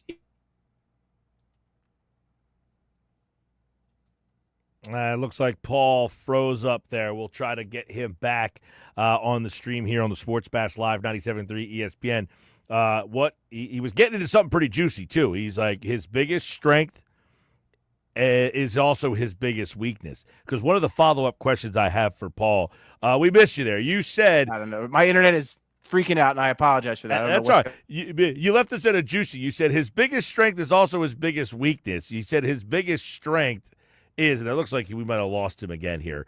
All right, we'll try to reconnect with Paul and see if we can't get him back on a good connection, because I was going to ask him. One of the questions is Morey a tough guy to connect with? Like, he seems all right, there's Paul. Let's bring him back in. All right. So you were saying his biggest strength is also his biggest weakness. What is his biggest strength? Well, I think the fact that he can be cold and calculated and just make the decision that is best. Like, he doesn't put emotion into it, and I think that can be a strength. For a lot of GMs, they go the other way, right? They're too emotional and they do things off of that. Take, for instance, what happened with Nico Harrison in Dallas and Luka Doncic. Like, that was, to me, that's emotional. That's not a calculated trade you're making when you do that and you only negotiate with one team. But I also think that can be a weakness, because I think sometimes, like I mentioned, the Simmons one is the biggest one. The Harden stuff is there as well. Again, not to say that Harden doesn't. Ah, boy. All right. Well, he's got some internet issues, obviously, over there. See if maybe we can get him popped onto the phone real quick and do it that way with him. But obviously, he said about the Simmons thing. But here was my follow-up to what Paul is saying. The thing that I'm saying that Paul is saying is Morey is definitely kind of an oddball, right? There's no two ways about that Morey is a little bit of an oddball. He just comes off sometimes kind of, I don't even know the word, man. I've seen him in some interviews, and he seems like a fun enough, nice enough guy. It's not like he's a jerk or anything, but I don't know. He just kind of strange, I think.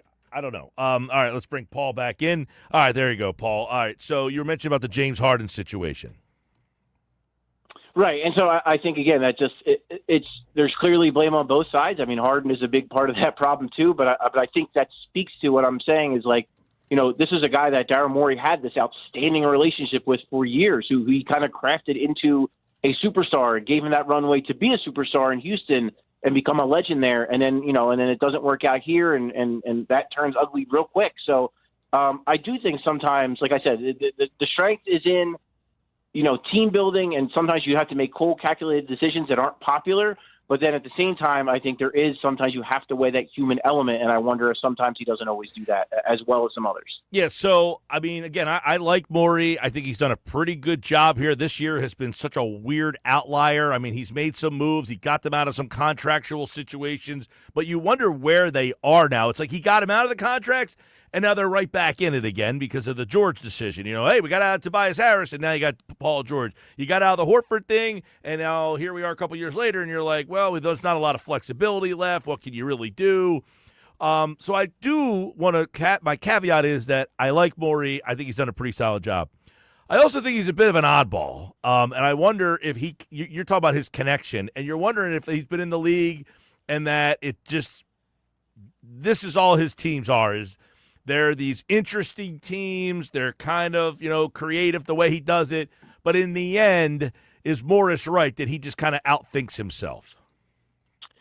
Maybe. I mean, I think when you look at this team, the lack of continuity was a big deal. I mean, don't get me wrong. When half the roster is hurt, or right now I think there's like 10 or 11 guys in the injury report, continuity doesn't mean anything because with that many guys out, no team is going to survive and play well. But I think early in the year when guys were still relatively healthy, you did see that play out, that these guys just didn't play together. And there was just a lot of, on both ends of the floor, a lot of miscommunication, a lot of sloppy play, and not a lot of cohesion. And it's funny because I think they played some of their better basketball in stretches where we've known who the lineup is going to be for a couple of weeks, no matter who's in it. And those have been some of their better stretches. I think, but I will say this, I think the way the Sixers looked at this, not just Daryl Morey, the whole organization, I think the way they looked at this was, okay, we have Paul George here for the next 4 years. We have Embiid in his extension. We have Maxey in his max contract. We have all these role players. Like we actually have it set up so that we can build some continuity with these three guys as the main pieces and then fill in the gaps from there. And look, that plan is still in place, but the issue is health. So, I mean, because you're likely going to have Quentin Grimes back. You're going to have Jared McCain back. You're going to have a Dembona back. You're going to, there are going to Justin Edwards. Like there are going to be guys who it's not going to be like last year where you're kind of doing wholesale changes to the entire team. There's going to be some continuity there. Nick Nurse will be in his third year as well. So, I guess you would say like I understand the vision. While I understood the vision, but also accepting that it was a pretty huge gamble to take on again a 34-year-old Paul George and give Embiid that extension. So it was a gamble, and thus far it has not paid off. And if it doesn't pay off next year, then I'm curious to see what happens after that. All right, Paul Hudrick, Liberty Ballers, is with us. Obviously, this season's a disaster. They've lost 5 in a row. They've won 3 of their last 23. I mean, they're doing their best, although you're wondering, how the heck did you beat Golden State? Why would you go to Dallas and win? But they have to end this season on a 15-game losing streak, right? They have to try. They have plenty of competition in that regard. I mean, starting with their opponent tonight, right? The Wizards injury report is looking. Paul, I said they have to find a way to lose to Washington twice within a 2-week span. That's an insurmountable ask.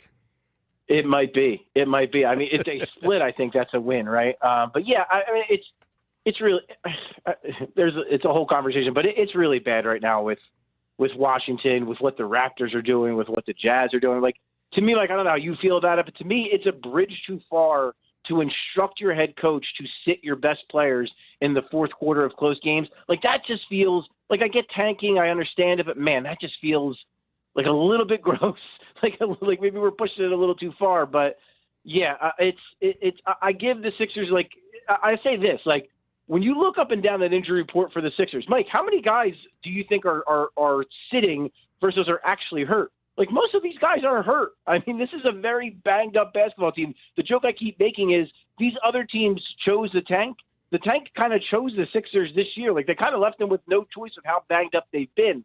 And it's unfortunate that it's gotten to this point, but yeah, I mean, there's really no other path. I mean, they have to do their best to just do their worst, I guess, and get this, try to keep this pick. Yeah, and just for the listeners out there, where they are right now, they are the 5th worst team. And it's kind of tough to catch. Tied with the Nets, yeah. Right. So what happens if the Nets drop below them? What would happen? with that pick situationally? Well, I mean, so if their odds go in front of the Nets, so if basically you want to finish with the fifth worst odds. You're probably, like you already said, they're not going to likely, quote unquote, catch New Orleans at this point. Although it's not impossible. I think there are 4 games separating those teams, so it's not impossible. But you really want to get into that fifth spot. So like now they're 2 games ahead of the Raptors. But if the Sixers were to fall to 7th, their odds fall to roughly like 30% to retain the pick. If it goes to 5th, it's over 60%. So you're talking about doubling your chances of keeping the pick from if you could fall from 7th odds to the 5th best odds. So I mean, it's pretty critical for your odds of getting the 5th. And if you wind up tied with the Nets, then you're like splitting the ping pong balls, and that gets really complicated. There could be a coin toss involved, so you just don't even want to get there to that point. So I mean, it's like pretty crucial that they stay ahead of, behind, however you want to look at it, the Nets, and try to get that 5th spot, because it's going to be critical for them to then finish with, to finish within the top 6 and for that pick to convey and not to go to OKC. We're talking with Paul Hudrick from Liberty Ballers here. You've watched probably more than everybody in the listening audience combined at this point of the season. 2 points for you. Have you learned anything? Have they found anybody? Has anybody stood out and say, you know what, the season's been a disaster, but... I mean, yeah. I mean, the big one is Grimes, obviously, and I know there's some people who are worried because they're like, well, now he's pricing himself out. Like, I don't think he's pricing himself out. I think he's making himself money, which is good for him. But I think the Sixers will match any offer that does come about. The Nets are kind of the team looming there. But since he's obvious, I'll go with Justin Edwards. I mean, this guy looks like a player. And he was showing signs of this before everything went to hell. I mean, he looked good even when he was playing alongside Maxey and playing with some other guys, playing with Paul George. Like, Justin Edwards looks like a bona fide NBA basketball player, a rotational player. And look, Mike, it's not out of the realm of possibility that you're talking about a starter next year. If Kelly Oubre has a team option, depending on a player option, depending on how all that goes, whether he picks it up, whether he opts out, signs elsewhere, whatever, he could not be here anymore. So you would be down a starting player. You have Maxey, you have Grimes, you have Paul George, you have Embiid. You need someone to fill in at the 3 spot, and Justin Edwards might be the guy. Draft depending. I mean, obviously, if they get Cooper Flagg would go ahead and get that last starting spot. But I say all that to say, like, Edwards is a guy who the shot looks great. He's got a beautiful lefty stroke that he's been hitting at a pretty high margin. He's showing some more confidence off the dribble, getting into the lane. He's got a really good mid-range shot. A couple good little floaters he hits. He's decent at finishing around the rim, and he can play defense. I think that's what's impressed me the most is a 21-year-old undrafted kid. He plays really well on the defensive end. He's long. He's athletic. So, I mean, that's other than Grimes, that's the one guy I look at and I say, like, wow, like this guy, he's got a shot to be an NBA player, and he's got a shot to be an NBA player for a long time. By the way, the Sixers got Grimes. For those of you wondering, they traded Caleb Martin for Grimes and a second-round pick in this year's draft. So they got out of that Martin contract and were able to get a young player in Quentin Grimes who's shown a little bit of something. You wonder how he fits in, once Maxey and Embiid and George are all back there. Similar to what George Niang said to him the other night. Hey, man, you'll be standing in the corner over there. Don't get too excited. But, the funny part is they rested Grimes on Monday against the Pelicans, who, man, that Pelicans team was pretty bad. I don't know how you get blown out by them. If you were one of the guys on the court for the Sixers and you got beat that bad by that Pelicans team, you got to start questioning a career change. I mean, it was that was horrible. I mean, to put it frankly, Justin Edwards was their best player. I mean, that's I'm just saying. No, I agree. But if you're the other guys on the court, you got to be thinking, oh, my God, we're playing against a New Orleans team who's trying almost harder than we are to lose, and we lost by 20. I mean, jeez. Yeah. Well, I think too, Mike, like the one thing that people overlook, right, when you look over at that Pelicans team, and I agree with you, it wasn't good, but most of those guys have been with New Orleans all season. They've been playing together. They've been playing under the same head coach. They've been playing in the same offensive and defensive schemes. These Sixers guys have just met within the last month. Grimes has been their best player. He's barely been here. Now, be honest. Be honest. Have you ever heard of the guy they signed today? Philip. I mean, I heard of him. That's not to say I know a whole lot about him, but I've heard of him. Oh, But man. I mean, look, it's funny because Chuma Okeke actually looked pretty decent. It's a shame they couldn't sign him to another 10-day deal just because of how everything shakes out. He can But, shoot. He can shoot, actually man. looks like and he rebounds and he plays defense and he plays hard. But maybe he's a guy you invite to camp next year. But yeah, I mean, that's unfortunately that's kind of what we're reserved to for the rest of the season. Jeez. Is just trying to see okay, can this guy help at all next year? Can Jared Butler be a decent whatever third point guard or whatever he is? I think I saw you watch. Do you see the Severance season finale the other day? Oh my goodness! I haven't seen it yet. I'm there, but I haven't man. watched it yet. I was away last week, so I haven't seen it. Would you say Morey would be a Severance fan? I would be surprised if he wasn't. That feels like it's right up his alley. That's what I'm saying. I would agree. He would probably sit, and he probably, because I think you said you have like all sorts of theories or something for the end, and I don't know what happened, but I would imagine Morey probably has all sorts of wacky stuff that he has seen in that show that we've all missed. Well, look, say what you want about the guy. He's incredibly intelligent. Yes. So, he probably has the show figured out for all we know. But yeah, us normal folk, there's a lot of layers there, and I am just trying to figure out as many theories as I can. The best part about it is this season has allowed me to watch all shows that I would have never had a chance to watch.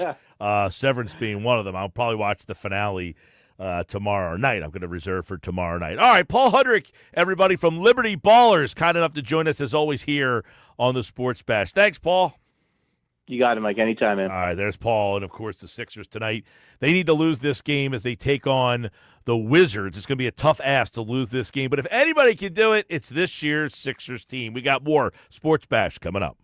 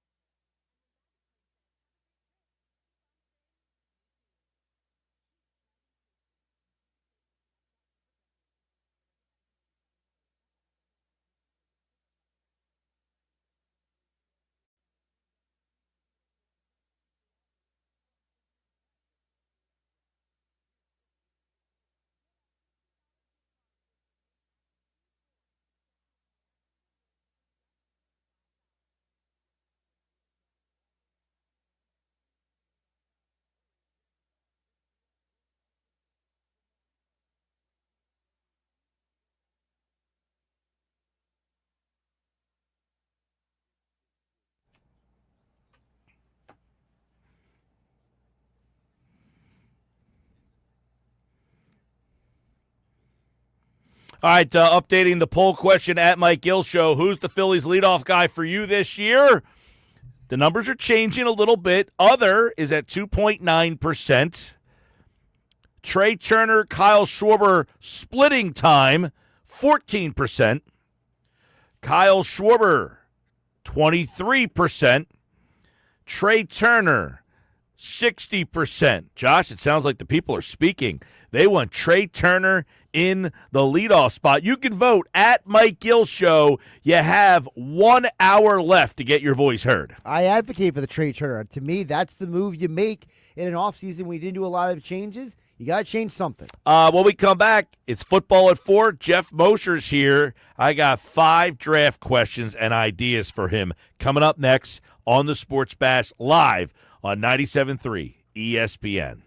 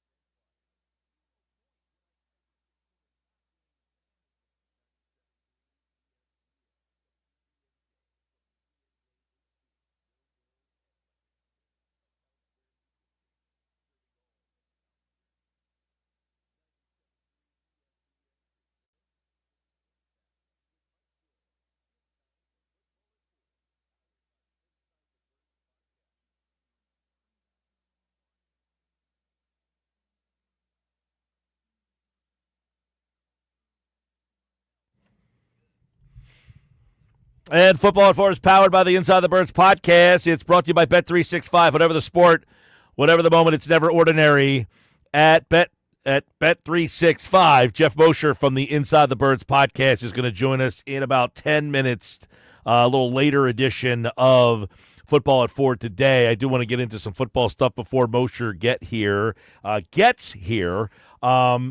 right, so I saw this the other day. The app FanDuel released its way too early NFC power rankings. All right, so this is where the power rankings are for the offseason based on all the moves and everything that has been made. The Eagles are number 1.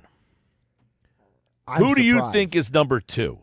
You're surprised that the Eagles are number 1? Yeah, because everyone keeps trashing on them and their moves this offseason. Well, I mean, I get they lost some players and stuff. Well, I know that, and you know that, but you know there's a lot of rational people out there. Okay, so you're surprised that. So then, who do you think is number 2?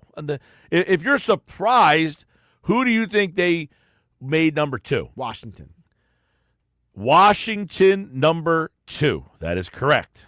All right, survey says Washington. Bing. Who's next? This is just the NFC East, right? This is the NFC in general. Okay. Would you have guessed Washington if you thought it was the entire NFC? No. So you thought it was the NFC East.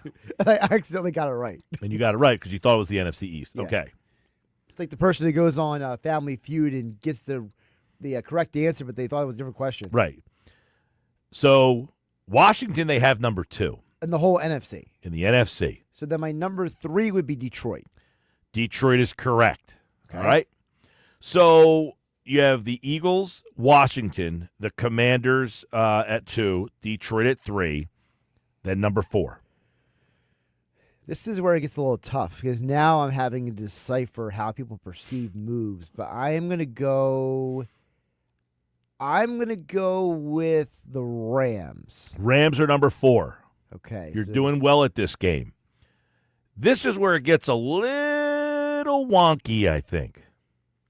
Number 5, I will go with the Vikings. Vikings is incorrect. He has the Vikings at number 10. Wow. Yes, or they have the Vikings. I don't know who made the list. It's a FanDuel power ranking. Probably a group of people. I will say this, because Jeff Kerr was going to come on today's show because he did some power rankings as well, and I thought they were kind of interesting. He has a list, all right, that has... Does he have the Vikings in the top 5? He does. He had the Vikings, I thought, pretty high. Okay. I think he has them at number 4. Okay. I mean, I went the Vikings at 5 because they have made some interesting moves this offseason to add to that team. Just the question with the Vikings is the quarterback. Mm-hmm. So I guess FanDuel says quarterback is So he did a ranking of the NFC teams after the first wave of free agency. This was 7 days ago. I'm wondering if this would change after what happened in the last 7 days. I would think so. You think so? I think there's some... This is from March 19th. He wrote this article for CBS Sports. And he this had the is what he Vikings had. at 4? He had the Vikings at 4. Okay. He had the Commanders at 3. He had Detroit at 2. He had Philadelphia at 1. I mean, Detroit is a very popular pick right now because of some of the moves they made this offseason, especially bolstering their defense. So I'm not surprised by Detroit at all. He also had the Rams next at number 5. And I guess the Rams at 4 for FanDuel. He has Green Bay at 6. Now, is Green Bay... Are they 6 lower or higher on the FanDuel list? Same exact, 6. So they're virtually identical. Mm-hmm. FanDuel has 49ers, number 7. That's too high. Jeff Kerr has Seattle. I think Kerr's probably closer in that instance because the 49ers replaced almost nobody this offseason. Like, they are getting rid of guys and losing guys left and right, and they still have to sign Brock Purdy to his contract, and I mean, there's a rumor. Is that a fait accompli? I think people assume it is, but there's that rumor right now that they could trade Ayuk. Yeah, I thought I saw that rumor that said that they came out and said they're not trading him. Well, they said that now, but it's like what the Vikings GM said today. He said that nothing is 100% certain at any point in the NFL offseason. Like, just kind of remind people, we're telling you it is right now, but that might change. So then number 8. So by the way, 7 is significant because 7 teams make the playoffs. Correct. The problem with this is he doesn't have one team from the South in his top 8. So one of those teams would have to get in to the playoffs. So he has Eagles, Commanders, Lions, Rams, Bears, Packers. 4 teams from the North. Keep in mind, why is that? Why is that something to keep an eye on?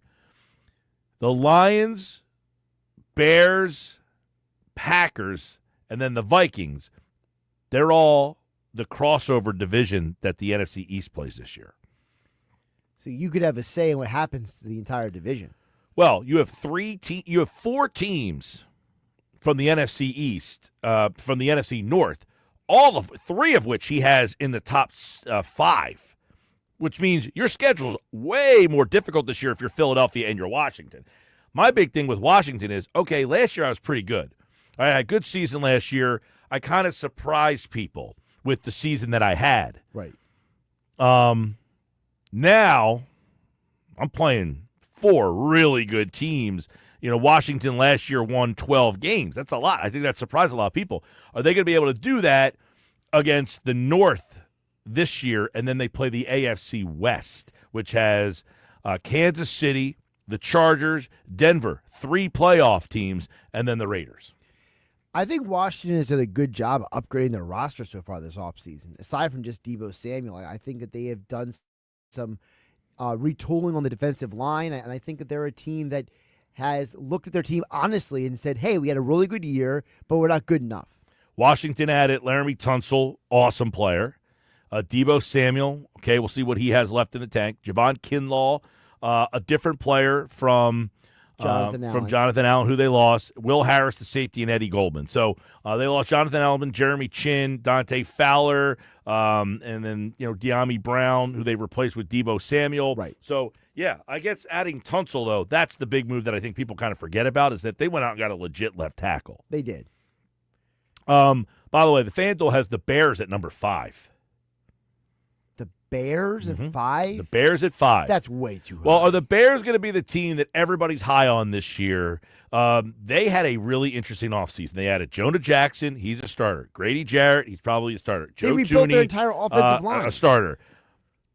Yes, they rebuilt the whole offensive line.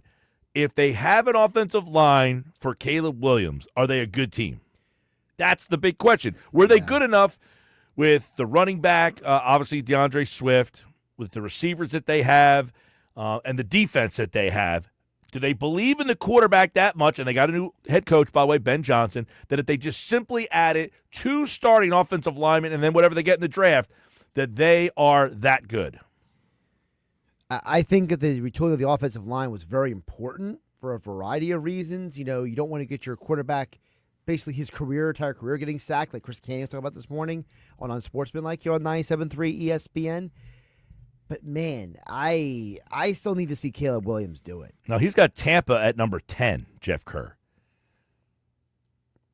I mean, you know me, I like Tampa. I like what Baker and those guys are doing down there. I don't know how, in that division, you can't have them higher than 10.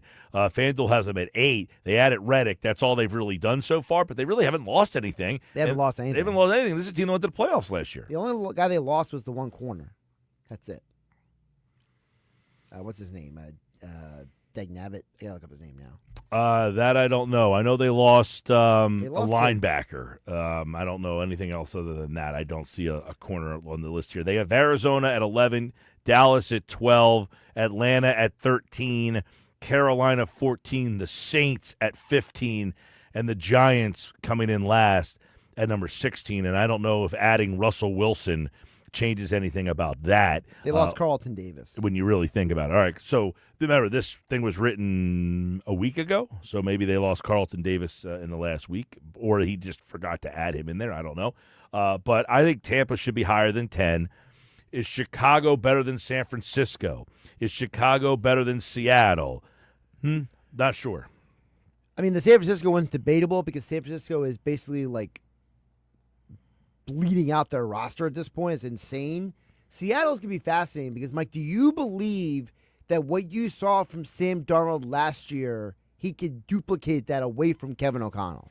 Yeah, I guess one of the questions is too with Chicago is how much different are they going to be now with Ben Johnson offensively for Caleb Williams? Because Caleb Williams showed flashes, obviously, but he was so inconsistent. But, quite frankly, I think Matt Eberflus, he wasn't an offensive guy. They fired the offensive coordinator, and then they handed it over to an offensive coordinator who didn't really have a lot of experience, and your offensive line was dreadful last year. So the Bears being number 6 was the high point for me, I thought.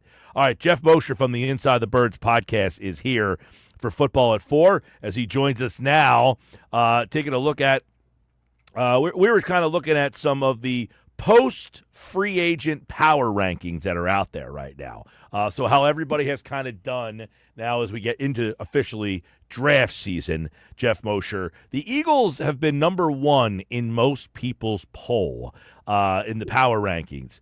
Would you say right now in the NFC that you like them the best still?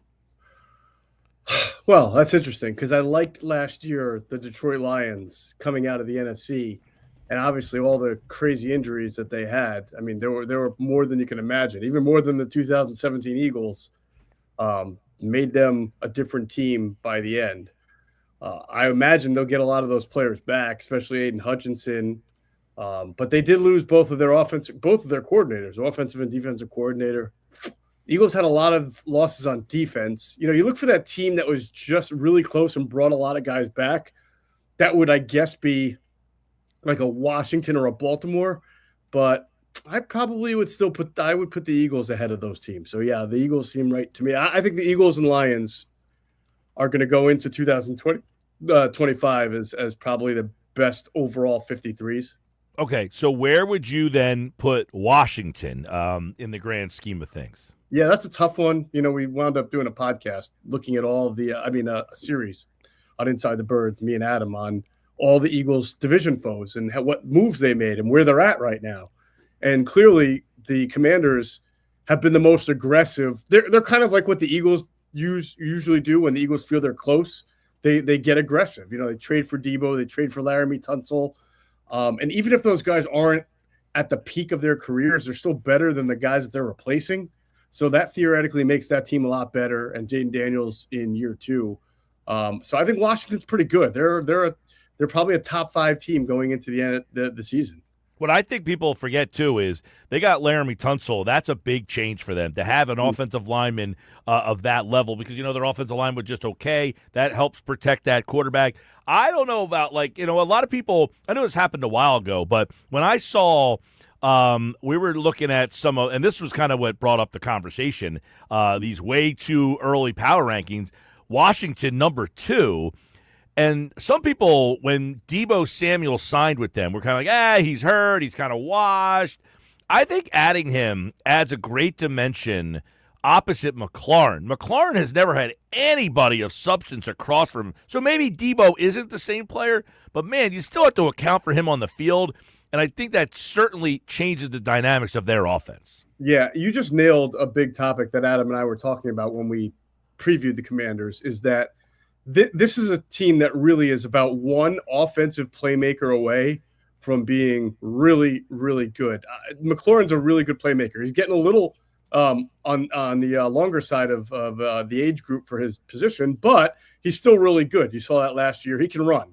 Debo is someone they needed. Because after that it was like Diami Brown and Noah Brown, and honestly their run game is workmanlike with Brian Robinson and Eckler, who can be a change-up and catch passes, but it's not dynamic. And now that you've improved your offensive line and you've given your quarterback maybe a little bit more opportunity to throw the ball, I do think they still need a playmaker, Mike, to your point. Now, Debo gives them more than that, especially if he's back to, last year he dealt with pneumonia, he dealt with injuries. It was a real problem.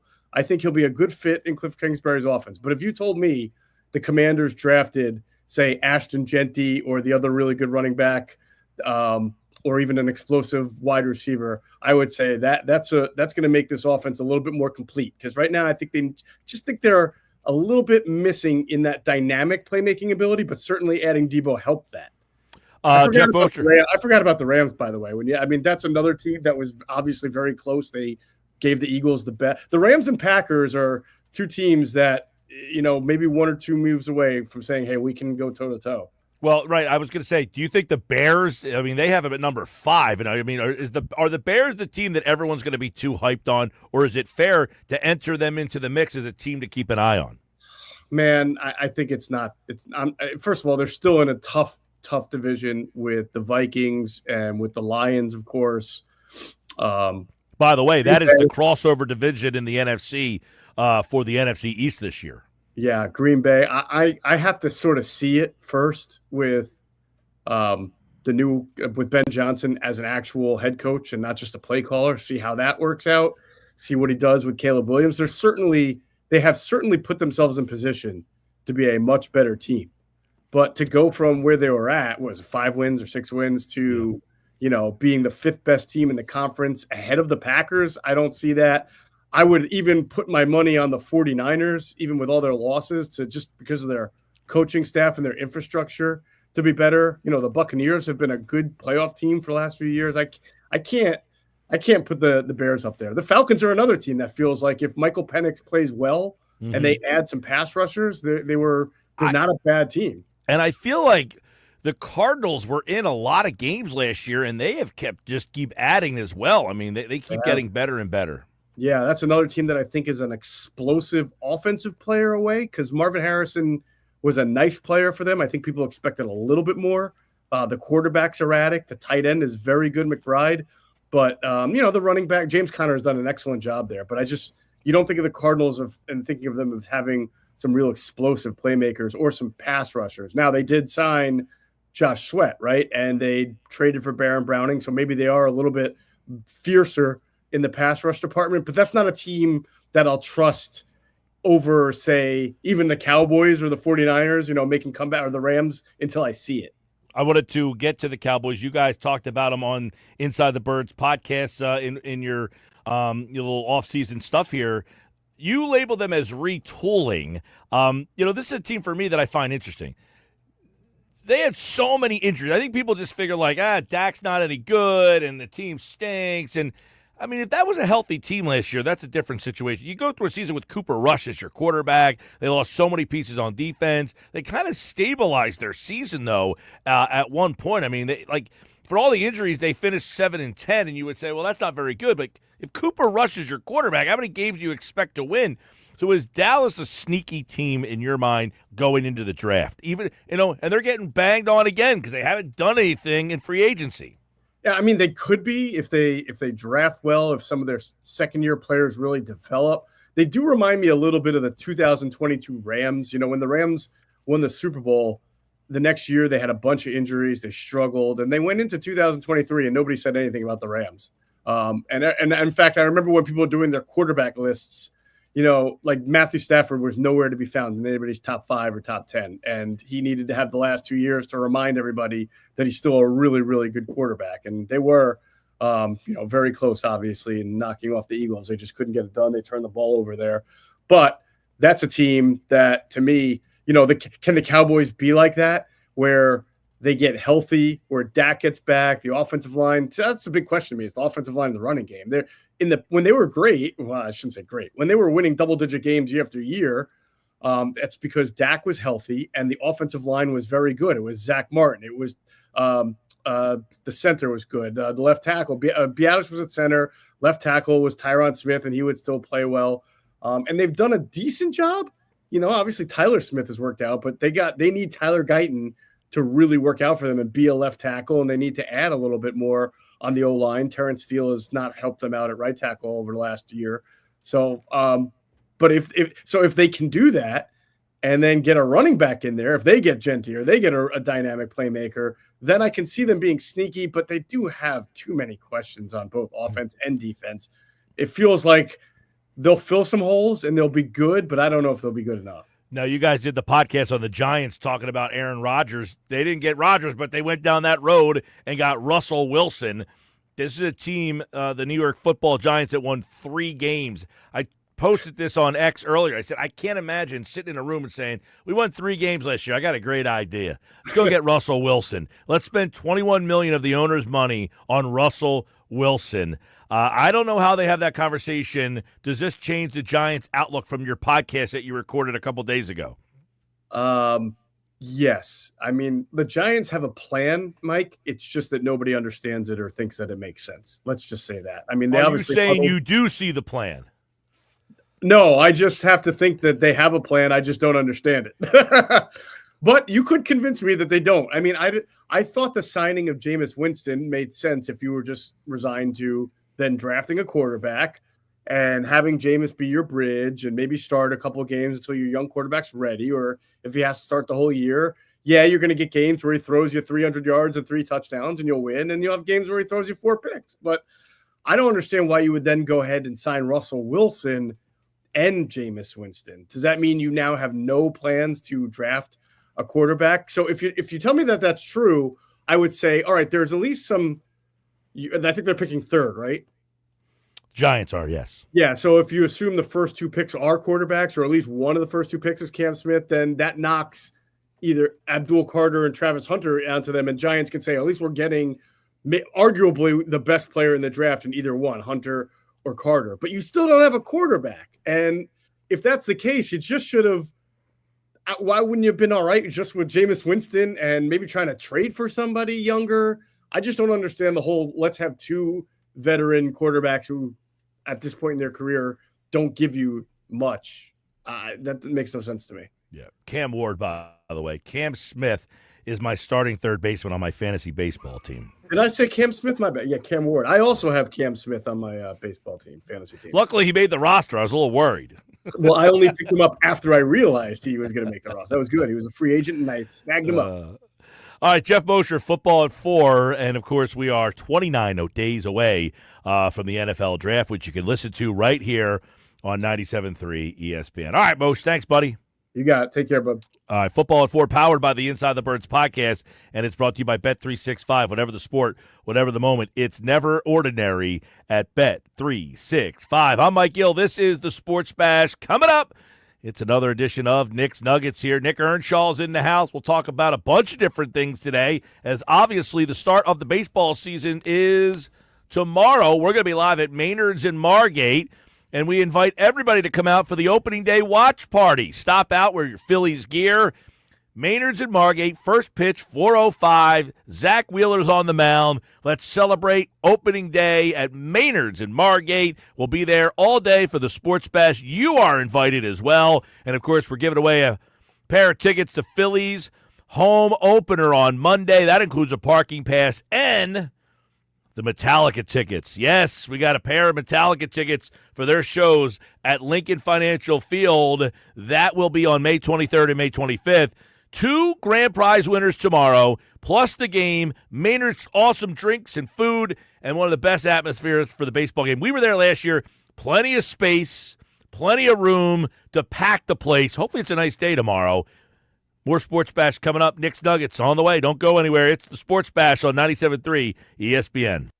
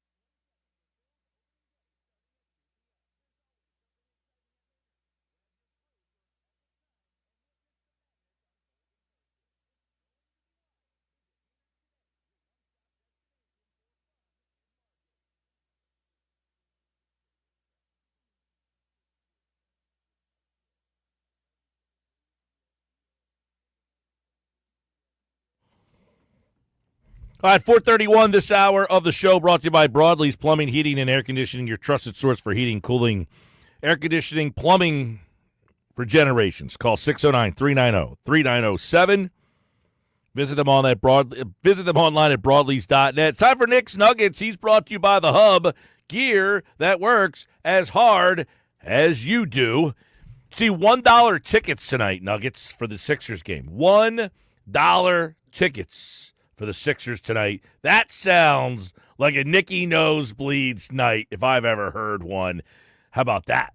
Yeah, no, absolutely not. Well, I have I have better things to spend my money on and that dollar on than to go to a game in Philadelphia tonight at the Sixers arena. I have much better things to spend my $1 on, Mike. Unfortunately, I can watch the tank from afar. Honestly, I don't need to go see that one up close. To be honest, Now listen, if I had the time and I lived closer like you do, I'd go. Not tonight. I'm not anti-going based on the team's record. No, I'm just aggravated at the organization itself. I said I'm not going. I told you months ago that I'm not going. I can't do it anymore. Like it's frustrating sitting there and knowing what this team could have been, what they could have done, the decisions they've made. I can't go. I can't do it right now. Now I will get to a game before the season ends at some point, but we're transitioning. We're transitioning to spring now, Mike. We got to go watch a real team go play baseball. We're going to have a fun time tomorrow. It all starts tomorrow. The real sport of baseball starts tomorrow. That's the best time of the year. And I love how you put it. Baseball's always there for you all the time. Now I know I'm going to watch every night. I don't have to sit through painful Flyers or Sixers games because I just turned that off a couple of weeks ago. I check in. I'm like, they're down 20. Great. Grimes is he's out there putting up 45 points, ruining the tank for the Sixers. Now I can watch the Phillies, get angry if they blow a game here and there in the 7th, 8th inning. They hit a walk-off maybe. Who knows? That'll be much better. It's baseball. Baseball's the best. And there's a reason it's this country's national pastime.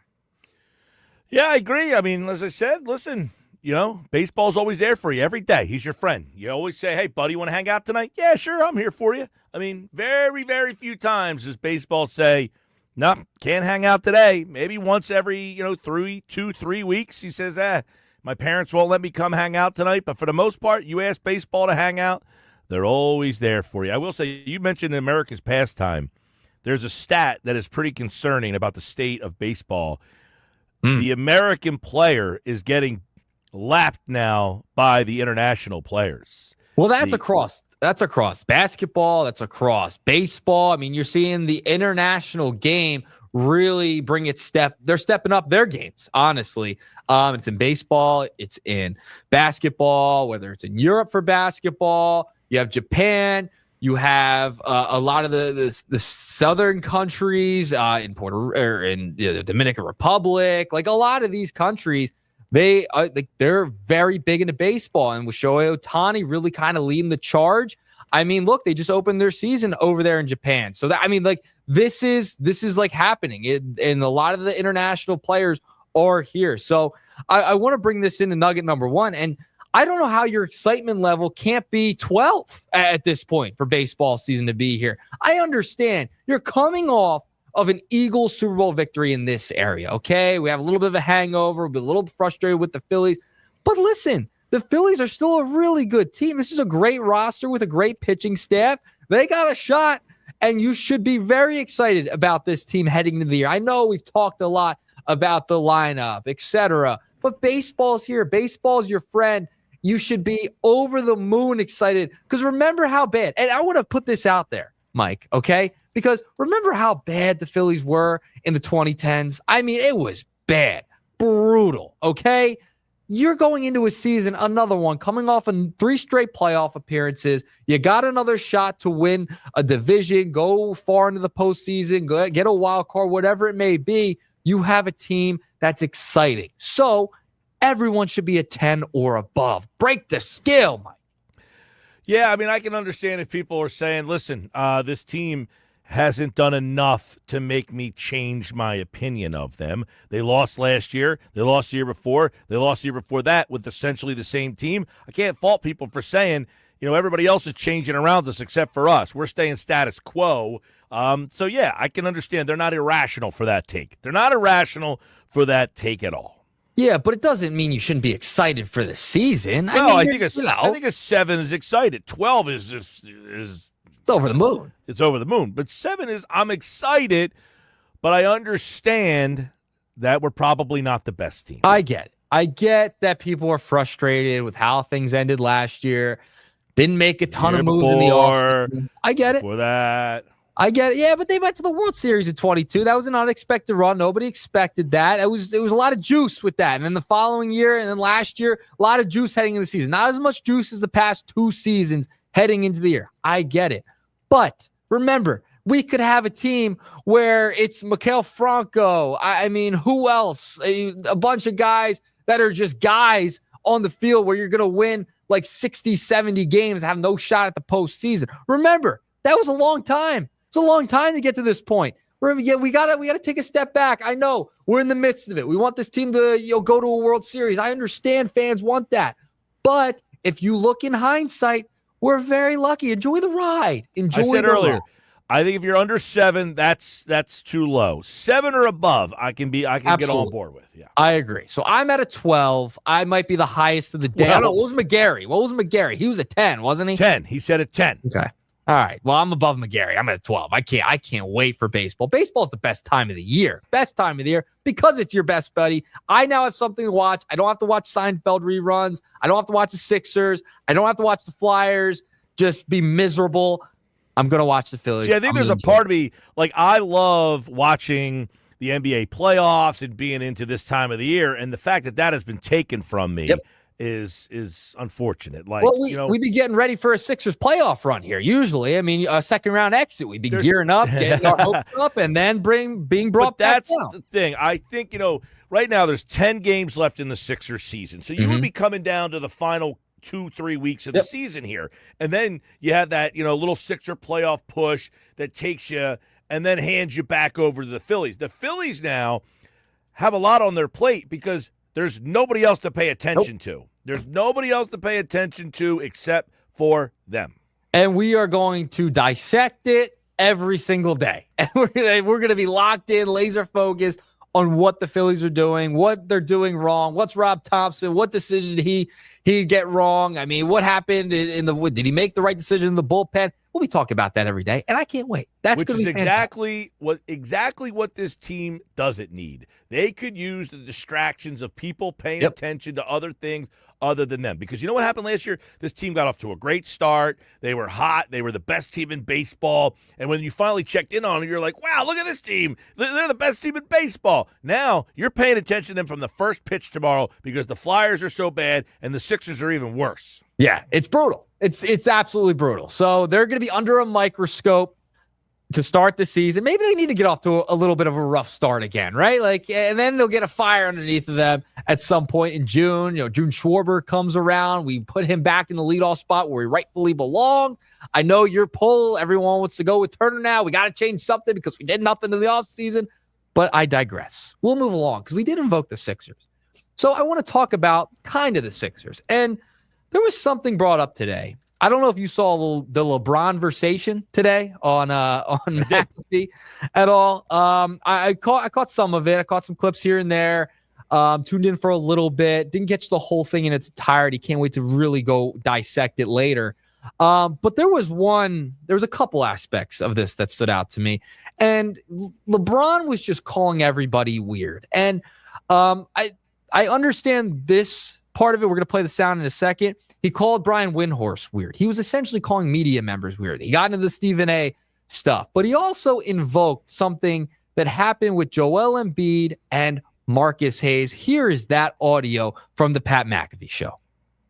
What's going on and other guys. Like I seen something with Embiid where a reporter came into the locker room and started speaking about I think his brother or something. Mm-hmm. Yeah. Like how weird is that? That's so weird. Why are we taking it to that point? So I want to respond to LeBron. He talked about the Embiid situation that happened early in the season, and we can all agree that it went a step too far. I agree with him there. But then he starts going on and on about other reporters and Brian Windhorst, who has covered LeBron since he was in high school. And it just seemed like, and we all know the Stephen A situation that happened just recently. He confronted him.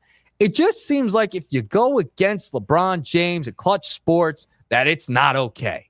I think it's crazy. Like, he's now in a point in his career where he just doesn't care. And that's kind of, he just let it loose today on the McAfee show and just criticized everybody, everyone. But for LeBron, I mean, the fact that this guy had the nerve to go up to Stephen A. And he talked about Stephen A. today in a sense where he was criticizing Bronny and it got personal. I never once saw Stephen A. criticize Bronny and it get personal. I also never saw, I've seen plenty of media members criticize Bronny throughout. So, Mike, what do you make of the LeBron conversation and him tackling all of these subjects today? I watched some of it. It was a tough watch, I got to be honest, because I thought that, because LeBron was cursing so much that they kept editing it out, and it was just like these periods of blank space, as they were like blanking out some of the cursing, where they could have just put a bleep in there so at least you could hear what he was saying. Look, to me, LeBron, I think the thing with the Stephen A. is what he said was the way that he said as a father, and he's saying, like, don't question me as a father. Like, you're not in position to question me as a father. He's basically saying, we're playing sports here, and now you're bringing people's families into this. Now, I do agree that it was kind of weak sauce, the fact that but he's saying, go ahead, you could criticize Bronny. Don't criticize me on how I'm parenting my kid, is basically what he said the conversation was about. But the criticism was there because of what happened and how Bronny entered the league. I mean, he was handed a position in the league, essentially. What he said was to LeBron, he says, LeBron, as a father, like, you need to step in there and get him out of this because you're his dad. And he's saying, don't tell me how to parent my kid. That was the genesis of their beef, not that he was being critical of Bronny. Go ahead. He can't play. He's not very good. That's fine. Don't tell me how to parent my kid is what LeBron was basically suggesting that his beef was. But the other stuff, he's not wrong, though. Like, I think we take sports too serious sometimes. You're bringing in, like, Joel Embiid's dead brother to something. Like, what does that have to do? Well, that's what I mean. I agreed with that. Like, that's the one part I agreed with. But the overarching thing now, he's calling Windhorst weird. Like, he was just going off on everybody in the media. You see, I didn't hear the Windhorst part. I did see that he mentioned Windhorst in some capacity. I don't know what it was because I haven't heard that part yet. So I don't know what was the reference to Windhorst and why he was weird. So he said to Windhorst, he said, this guy who says he's my bleeping best friend, these guys are just weird. Referring to Brian Windhorst. I don't think Windhorst has ever said that. That was another thing. Windhorst, people, because they went to the same high school. Yeah.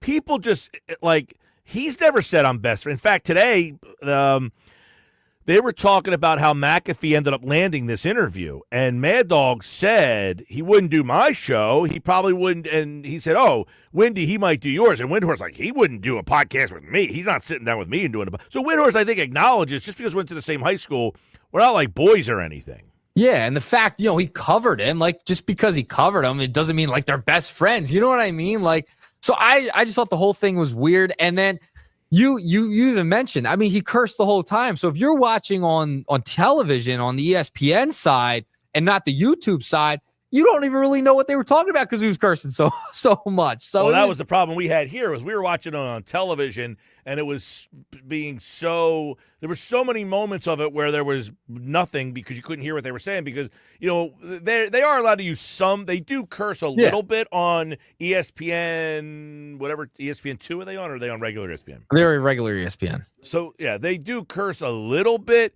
They'll use, but they don't let them use the F word, basically. No. So anytime the F word comes popping out or they kind of blank, you can't hear what they're saying for about 7 seconds. So you're missing, like, big pockets of the conversation.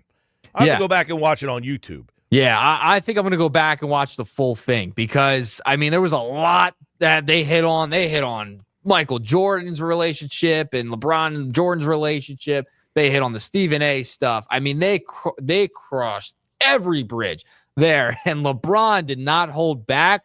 So, I mean, hey, it was fascinating. Did not expect that announcement yesterday. So, it was interesting that he did refer to the Embiid situation, and it just shows the new media landscape that there is now at this point as well. So, with all McAfee's a former player, LeBron a current player. So you're seeing a lot of these player shows, player podcasts. I mean, he's going to do the podcast with Steve Nash. I don't know how much of a listen that's going to be.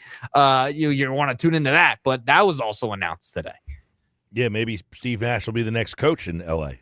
Yeah, he could be. He is a former coach, so I mean, JJ he did the podcast with JJ, and that got him the job. So should JJ, is he on the hot seat? Are we going to have to put him on the hot seat soon because Steve Nash is now the podcast partner, and maybe they'll have a nice repertoire. King LeBron will force him out.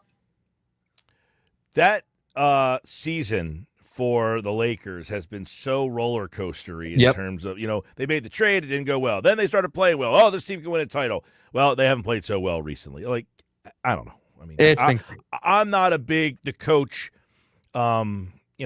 gets a lot of, it's not his fault or a lot of credit. I don't think J.J. Redick has a lot to work with there. Yeah. So there it is, the LeBron versation today, the talk show, as you may want to call him now. Yeah. So, and I'm not like the biggest LeBron guy in the world, so I'm not like, oh, what did LeBron say? I got to go listen to this thing. I really don't care, to be honest with you. It just, it rubbed me the wrong way today, some of the stuff he was saying. There's a bunch of stuff they put out. They were putting out clips like crazy today. Why wouldn't you? You got LeBron James on for an hour and 20 minutes. That's crazy. It's crazy. And, so interesting stuff there. All right, let's move along. Final nugget of the day. I mean, big signing yesterday, Mike. Russell Wilson going to the New York Giants. I don't know what they're doing up there. I mean, you get Jameis Winston, you got Russell Wilson, you got Tommy DeVito. That is one heck of a quarterback room. This is a team that I just can't find its way. You thought, all right, maybe Jameis will be their quarterback. They'll go into the season with him as their guy. Now Russell Wilson, he moves into that starting slot. Now they get him. It's just very confusing with what they could have brought back Saquon. They could have. I mean, I don't know how would have helped them that much, but I mean, it just shows. I don't really know what their end goal is here, Mike. Honestly, what their end goal is. I said the same thing. I'm like, they're quarterback factory. I mean, listen, maybe they're taking a page out of Howie's book. They're turning into a quarterback factory. You got Russell Wilson, you got Tommy DeVito, Tommy Cutlets, and then you got famous Jameis in there. I mean, that's a quarterback factory. Yeah, I don't know how they came to terms with, you know what, let's go get Russell Wilson. Well, they won 3 games last year. Could they win 5 or 6 maybe with Russell Wilson? I don't know why you would be that No, I don't understand it. You're the GM of that team, and you went to the owner and said, Mr. Mara, I need you to write a check for $21 million. I'm going to bring Russell Wilson in here. And then the owner says, you know what? I'm going to approve that. Yeah. It's unbelievable to me. After signing Jameis Winston. Yeah, after already having to go to the owner and say, hey, can you allow me to sign a quarterback? I'm sure Jameis Winston wasn't cheap. He might not be overly expensive, but to do it with 2 quarterbacks and then have the 3rd pick in the draft. And what if a quarterback comes to you in the draft? Then what are you going to draft another quarterback and then have him do what? Sit there or play even ahead of Russell Wilson and Jameis Winston? I don't know. Yeah, it didn't make a lot of sense to me. Yeah, maybe we should have put him on Hard Knocks again. That would have been a fascinating conversation. I'd like to see. All right, we signed Jameis, but let's go get Russell Wilson too. But they're building a quarterback factory up there, Mike. So 3-pack of nuggets for you today. All right. By the way, tomorrow we're going to be live at Maynard's in Margate, opening day. We'll be there for the full show. Nuggets will be there for the full show. All day long I'll be there. Yeah, all day long, all day strong. By the way, the poll question is updated, and Trey Turner's taking a little dip in the voting right now. Kyle Schwarber is closing the gap a little bit. You can vote at Mike Gill Show. Trey Turner leads 59% when Trey Turner to lead off, 23% when Kyle Schwarber to lead off, 13% won a Turner-Kyle Schwarber split of the leadoff job, and just about 3% are saying somebody else other than those three options. Somebody else other than Turner, someone else other than Schwarber, and someone else other than those two guys platooning as the leadoff guy. I don't even know who another guy would be. Maybe Stott, I guess, would be the third guy on the list. All right, Nuggets, we'll see you tomorrow, man. See you tomorrow, guys. All right, Knicks Nuggets are brought to you, as always, by the Hub, gear that works as hard as you do. I'm Mike Gill. This is the Sports Bash on 97.3 ESPN, the 97.3 ESPN free mobile app. And, of course, you can watch the show on the X platform and on YouTube at Mike Gill Show. Coming up next hour, Rye or Sigh is in the house. Ryan Rothstein joins me for a couple segments next hour. We'll talk about everything that's going on. Holy mackerel, it's a busy Wednesday. And don't forget, join us tomorrow live at Maynard's in Margate. Opening day. Come out and watch the Phillies with the Sports Bash on 97.3 ESPN.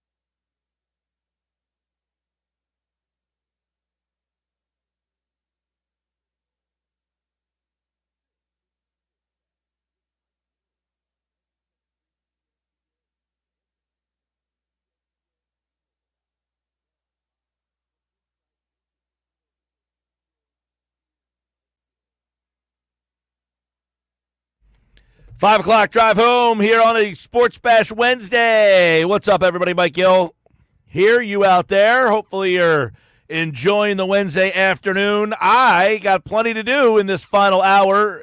You and I hanging out.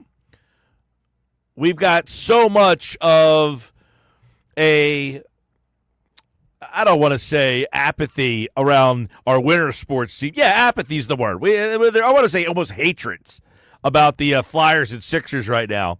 Although, I will say this. I feel like people hate the Sixers. I don't think anybody cares about the Flyers. Like, they just vanished, man. They just vanished off the face of the earth.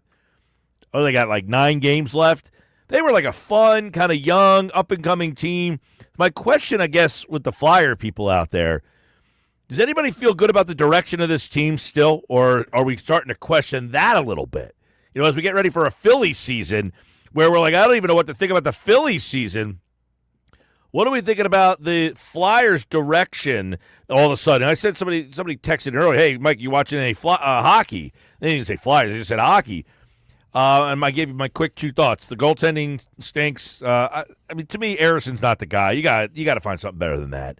I know the defense isn't great, but he's just an average goaltender. Their power play stinks. They can't score. Their defense is atrocious. Why should I feel good about the direction of this team? Well, they got all these draft choices. Okay, I'm on board with that. I have no problem. Process me up. I'm trusting the process. I'm all about gathering picks because I haven't been very good. I have no problem with that concept. But they don't have anything other than Michkov that makes me feel like, well, we've been bad for the Sixers had gone to the playoffs a couple of times. It got them nowhere, so they decided to lose for they lost for 3 seasons. They lost for less seasons than the Flyers haven't made the playoffs. And I get it was a different regime. So, I don't know. Are we okay with the direction of where this team is going, the way they're playing right now? I am because, one, they have a bunch of salary cap coming up. So they are going to be able to financially be able to retool the roster for the first time in 6 years, basically. And number 2, a guy like Michkov, this is year 1 for him. He's only going to get better. And now you actually have a legitimate player to build around instead of saying, well, I hope Claude Giroux finally elevates. It's like, no, Claude Giroux never elevated. I get Michkov, that. you're never worried about that. You know he's going to elevate. Yeah, no, listen, I think everybody's on board with Michkov. I guess my question is, you've been bad for 5 years that you haven't been in the playoffs. Other than Michkov, you have nothing to show for that, essentially. You want to throw again. You want to throw Owen Tippett my way. You got him in a trade that, by the way, this regime didn't even make. True. Right? So, but they've maximized him. Yeah, I mean, and he's a nice little player. I mean, but come on. But you need nice little players. You do need nice little players. But, again, I go back to, you haven't made the playoffs in 5 years, yes, and all you have to show for it is one player. That's fine, because you've been rebuilding. Ever since you kicked out the last regime, you brought in a new one, you've been rebuilding. You collected all these draft picks. You're going to have all this salary cap space. It's the next offseason is where you're finally going to start seeing the turn. Well, I'm just wondering, because this team has been awful. I mean, they have been wretchedly bad, and no one's paying attention, and nobody seems to care. Nobody gives them any criticism. Nobody has anything other than, well, and I'm looking at this team, and I'm thinking, I feel bad for Tortorella to some extent. Like last night, I don't even know how to coach this team. Like, we're not trying to win. I don't know how to coach a team where I'm not even trying to win. What do you want me to do? Well, again, it goes back to the whole, you wanted to trade guys like Lawton because you needed to move on. You needed to create some flexibility. Yeah, I don't think anybody had a problem with that. But the problem is when you trade guys like Lawton, now you're taking your team from being a borderline, wild card team to just nothing. Well, let's go to Ryan or Sigh. We'll bring Ryan in, and of course, we do it every day in this hour. Tortorella, I almost felt bad for Tortorella last night. Here's a guy who wants to rage and yell and scream, and he's like, I don't even know how to coach a team like this. Like, you want me to lose? We're getting our butts kicked out here. Do you want me to try to win? Do you want me to yell at people? Because it's an awkward situation that they're in. The Sixers, I mean, they got to play the Wizards tonight. They got to play the Wizards again coming up. I mean, what do you do in these situations where you're just like, we want to lose, we don't even want to win? It is a terrible situation that the winter teams have put us in, which is why we're happy that baseball's back tomorrow. You excited? Yeah, Let's complain about the Phillies. Forget the Flyers talk on it. That must be a really slow day. It just randomly some Flyers talk. It just came out of right field. We haven't, it just, I only said it because I was thinking about Tortorella and what he said last night. I thought, like, man, I actually feel bad for this guy. He's like, I'm a coach. I want to coach these guys to get better. But quite frankly, I don't want to coach them better enough to win. I don't want to be, it's like, it's such a bad, we're in a sports world that is so sad of what is like the information over the years. Like every year you get more information, more knowledge, more information, more knowledge. And where we are in the sports world is sad. It's a sad existence as a sport. It wasn't like this when I was a kid. Like, you didn't care if your team won or lost. You wanted them to win. No matter what, you wanted them to win. You never in your mind ever could conceivably think that losing was better. But that's just because you didn't have the information. You didn't have as much knowledge at that time. Now you're in a situation where you're watching a game and you have no desire for your team to win. Like, if you are a commissioner of a sport right now, you have to figure out a way to fix this problem. But for someone like you, and I love the process as well, but for someone like you who love the process, it's funny to hear you say that because I always said result of guys thinking outside the box and guys rebuilding their franchises and guys going about things a different way. And this is the product that we got. I always said I supported what they did. I would do the process again. But I hated that that's the way that the league – I hate that those are the rules. The fact that they took advantage of the rules, I don't have a problem with. My point is the fact that those are the ways that the league is saying, well, the best way for you to get better is to lose. The league should not should not have any part of saying – or they're not saying it, but the way that your league is structured should not be – that it does not benefit your team at all to win. There should be at no point is winning a deterrent for you. That's a bad league. It is a bad league, but at the end of the year, is it a bad thing? Right? Like right now, does it matter if the Sixers win or lose? Right? Yes. Yes, it matters, Ryan. It matters if they win because that hurts them. Winning hurts them. That's my point. That's my point. But you explained how bad this is for the league. The fact that the Sixers, the position they're in, the position that the Flyers are in as well, they want to lose these games. And you're talking about how bad that is and how it results to a poor product. I agree with all of that. But I'm just saying at the end of the day, and I hate saying at the end of the day, but does it matter at the end of the day, right? Like that the Sixers want to lose against the Wizards the next two games. Right? Like it's good for Philly. Is it really bad for the NBA? Oh, I think it's bad. I mean, yes, it's bad for the league. You've now lost, fan bases all over the place that don't want their team to win, that are actively hoping their team loses. I don't know about you. I don't know anybody that's paying attention to the Sixers anymore at all. I mean, literally nobody. And if they win, people are angry. You should not have a league where half the teams in the league are now angry that they've won. I don't know if it's half though, is it? Right? I think it's the bottom feeders. Like the Sixers fans, they jumped off ship. They went overboard a long time ago. They went overboard when Embiid went overboard, right? Like when the Sixers were even trying to win, they were overboard, and not when they were trying to lose. 1, 2, 3, 4, 5, 6, 7, 8, 9. There's 10 teams right now that winning a basketball game is more of a detriment than a positive. Yeah, the lottery teams. Mm-hmm. Yeah, exactly. The lottery team. To have 10 teams, though, playing, and then you have two of them playing each other tonight, where you have a game where the two teams involved, neither one of them benefits from winning. That's not good. It's not good, but I think it's sports either way. Like, let's say we take it out of sports. You're still going to have 10 crappy teams, and you're still going to have 10 crappy teams at the end of a season that if they're trying to win, it's still going to be a bad product. So they might as well be doing something creative. That's different, though. If you have but you just said it, though. I have a team that's just not good, but at least I'm trying. I'm trying to put a product out there. These teams are actively trying to find ways to make up injuries, sit guys, telling good players, we don't want you to play. Like, you're a fan. You're paying your money to go to a game. I want to go see Tyrese Maxey to play, but I don't want him out there. It's not good. Right, yeah. As a Sixers fan, you don't want him out there. Does anybody think Tyrese Maxey is not healthy enough to play? Come on. No. Of course and, not. and this is everywhere. Like there's, Toronto. They're not playing Brandon Ingram. They don't want to win any games. So the best player they have, he's not out there. Washington, same problem. Washington has no desire to win at all. So they're going to play the Sixers tonight. And these teams are going into their G League to try to find guys just to put them on the roster so that they don't have to put a guy like Quentin Grimes on the floor who might give them a chance to win. Yeah, it's gotten so bad that you don't want to play Grimes.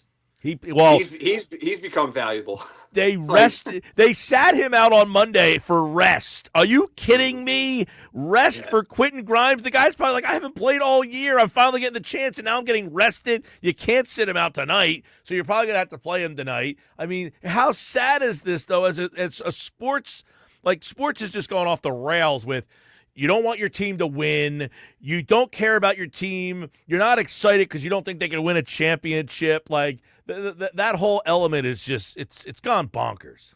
I don't know how, and it's an interesting conversation. Like I don't know how we got here in sports. How did we get here?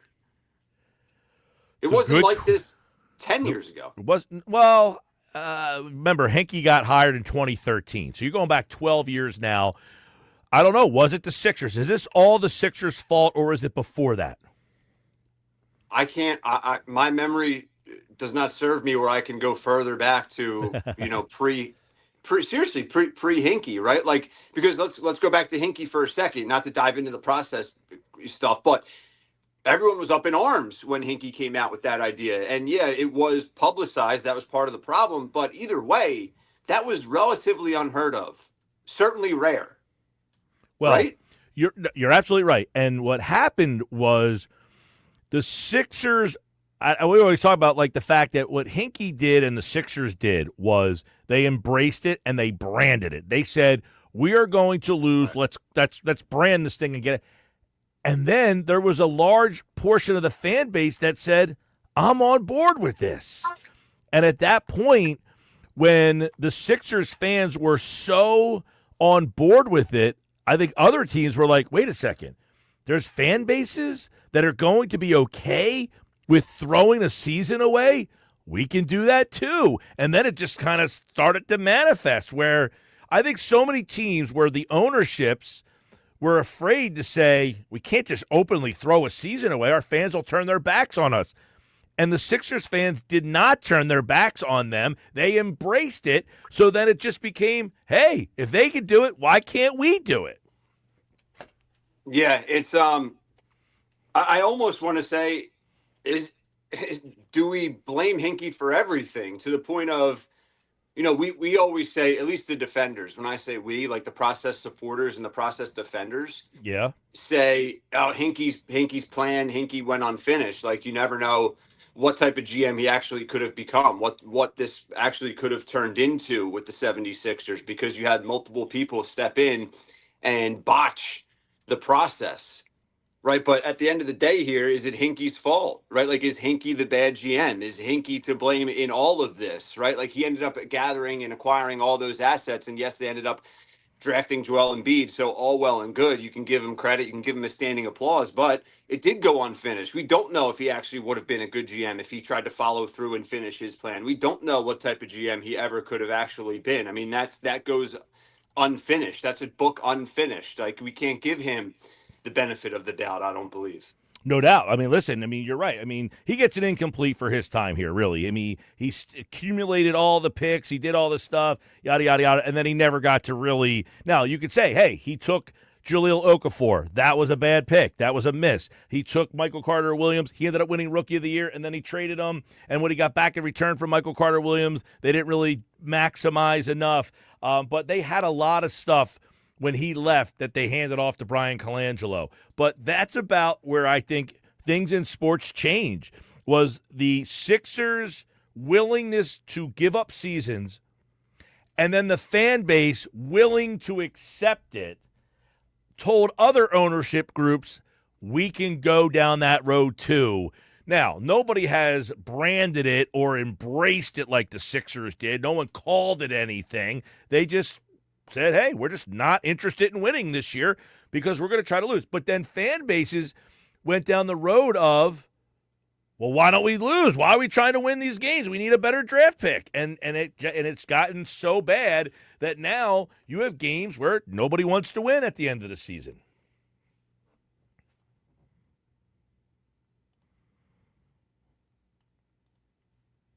I think you muted yourself. Somehow you muted yourself through all this. Yeah, I think the only way that you change this is you adjust how the season is formatted. Because it's the NBA has too many games. The NBA has games that don't matter. Even hockey is clear they have games that maybe don't matter, right? But like I think in don't we football, all know it's that hard they're to not do it in football? Don't we all know though that they're not going to cut down the season? They're not going to get rid of the 82 game season. But why? Because of money? Like, yeah, I get it, but I also don't get it because what problem is worse? Like, if you have the problem that we're talking about, is that not a big enough and serious enough problem that something needs to change? And when you try and write a list of how do we change it, and you're only getting one or two legitimate answers, then what do you do? Yeah, I mean, listen, I think if you're the owners and you're making money on an 82-game schedule, and then they say, hey, you're filling your building 41 times a year, we're going to go down to filling the building 32 times a year, they're going to say that's not something I'm willing to do. Yeah, you have to figure out a way to draw in the revenue elsewhere, whether it's streaming, whether it's, I don't know, whether it's an in-season tournament, whether it's, I don't know what that looks like. There's people smarter than me that are in those positions in the league offices. But that's the point, right? Because if something significant does not happen, nothing's going to happen. I brought up the idea like to play a tournament for the number one seed. That was something that I brought up a couple of weeks ago. They're like, hey, at the end of the year, you're trying to win games because you want a better seeding in the non-playoff tournament. And then if you win that non-playoff tournament, you get the number one pick. But another possibility could be to do the in-season tournament like now. Like now, you do the in-season tournament, and then if you win or make it to the playoffs of the in-season tournament, like that does something for you. Like maybe you get to be a play-in team. Or maybe you get, I don't know. So that's the problem. This is the genesis of what the Sixers did was they didn't want to be the 8 seed. They didn't want to be the 7 seed. They don't want to be a play-in team because we're going to get beat in the first round and then we're stuck in the middle of the draft anyway. So giving people an incentive to make the playoffs when you're not a legitimate championship team is not a good enough incentive. I came up with this idea a while ago too. When you talked about the in-season tournament, we were throwing a bunch of ideas at the wall. This probably will never happen either, but it's a fix to what we're discussing, and that is take away the best of 7 series. Because what did you just say? The 8 seed, the 7 seed, they don't have a shot in a best of 7 series. But what makes March Madness great? We see George Mason make a Final Four run, St. Peter's make a run, right? Because it's a one-game situation. I don't know how they change that whole format and still make the revenue that they're making now off best of 7, but that would solve things. Because guess what? An 8-seeded team can knock off a 1-seeded Cleveland team in a one-game playoff, and that makes things exciting. Yeah, yes, it does, but they went to 7 games for a reason too, by the way. They wanted more revenue. They wanted the teams that were not the home team, they wanted to get guaranteed 2 playoff games so that they got a chance to play twice in their building. So they went to 7 games instead of the 5-game thing that they used to have. So it all again comes back to revenue. And again, I don't know that the teams care that the product is so bad at this stage of the season. I mean, for God's sakes, the Sixers are selling tickets tonight for $1. Somebody just sent an email in, and kudos to the Sixers for this. At least they have enough cognizant of their ticket prices for next year. They're not raising the prices of tickets at all, so they are at least cognizant enough to do that. Yeah, well, that would be – of all the dumb PR moves that they've made, at least that one – you know what I mean? Like, you can't decide to announce any, ticket prices increase. At least they're not announcing it. Maybe they end up doing it in a couple months, right? Like, it's low key, but no, they can't do that now. They sent out an email to their season ticket holders. Season ticket. All right, good. Well, good. They shouldn't. Yeah, it says, we are excited to announce that we are unveiling a loyalty price lock, ensuring a 0% increase to the cost of your tickets. Good. And they're already, but they shouldn't be, getting a round of applause for that. They're already one of the most expensive tickets in the NBA on a normal basis. It's just, as a new season starting here, we're asking people throughout the day, scale of 1 to 10, how excited are you for this Philly season? And, people are like 7, 8, and it's like, I think people are just like, I don't think this team can win a World Series. Yeah. But no one feels that way. I haven't spoken to anyone that is like, the Phillies, man, can't wait. Like how it was after they made the first World Series run 2 years ago. Like, oh, this is awesome. Can't wait to get to the ballpark. I haven't heard that. Haven't heard people planning trips. Haven't heard this or that. I know the park's going to be sold out. I'm not saying that. But just to the excitement level. Yeah, it will be. You think it might not be? I am intrigued to see if the people are just like, you know what? I've seen this act. I'm not going. Like, are they going to get 40,000+ there every single night? We went through this with the Kapler years where the team was good and they just didn't believe in them, so they didn't show up. I mean, that building was half empty during those Kapler years. Those teams were never like this, though. I mean, even you can't dispute the talent that you can go see every night at Citizens Bank Park. It's still Schwarber, Harper, Turner. I mean, Cassidy's a fan favorite. Wheeler, Nola, the pitching staff. Like, it's an abundance of people that people want to go see, right? Yeah, no, you're absolutely right. There's more talented guys on this team than those teams. There was a year they did have Harper on the team in 2019, I think. Harper's first year, and people didn't go to see him play until they got, until they made that team. Until that team went to the World Series, they did not draw very well. Are we too close to the situation, like all of us here as Phillies fans in this area? Because ESPN just came out with their power rankings and full previews, World Series preview, everything for the 2025 MLB season. And they had the Phillies ranked third in the entire all of Major League Baseball. A lot of those writers and baseball insiders predicted them to get to the World Series, if not win it. And we're all complaining, saying this team stinks on ice. Are we just too close to the situation? I don't think people think the team stinks. I think people are just resigned to the fact that the Dodgers are so good and this team has been disappointing and they didn't make any changes. So what am I going to get my hopes up for? Right. No, I know. I know it's exactly how a lot of people feel, myself included. But did they need to make changes? Right? We wanted to make changes, and that's part of the whole sports dynamic. That's an issue, I think, MG, is like after 2 years, you can't have the same team. And it's like, why not? Why can't the same team be here for 5 years? Well, that's a whole and that's a whole nother change in the sports world that we live in that just stinks. Is that you used to grow up and a team was the same group of guys and they played together for years, and you might have added one free agent to the mix, and now it's like I want a new team every other year. I want a new team every year. I want a new And look, this Phillies team. We were talking about this earlier. Ruben Amaro said that they really want to win. This team really wants to win. Nobody questions whether this team really wants to win. I don't think anybody's ever said, this team has no guts. They have no heart. They don't want to win. Yeah. No, they want to win. But are they just not good enough?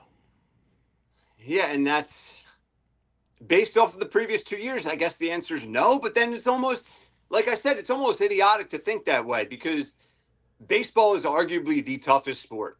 You asked me, you were asking me earlier before we came on, players that you associate with winning and losing. Do we associate these players as losers? Do we associate the Sixers group, that whole group over the years, Embiid, and everybody who's been there? Do we say they're losers? Yeah, well, the Sixers definitively. I think Joel Embiid is the biggest loser in Philly sports history right now.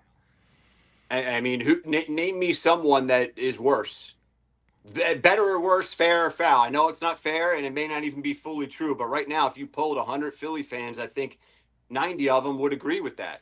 All right, Sports Bash Live, 97.3 ESPN, 97.3 ESPN, free mobile app, live video streaming on the X platform, YouTube, at Mike Gill Show. Get on board, climb on in, hit the text board up. We got another segment to go. Joel Embiid on that list. You put him on that list. You look at this bunch of Phillies as losers. Do you think this group of Phillies, are they a losing bunch? We get into that coming up. We got plenty more. Sweet 16 tomorrow night right here on 97.3 ESPN and Friday night on 97.3 ESPN. More Sports Bash on the way.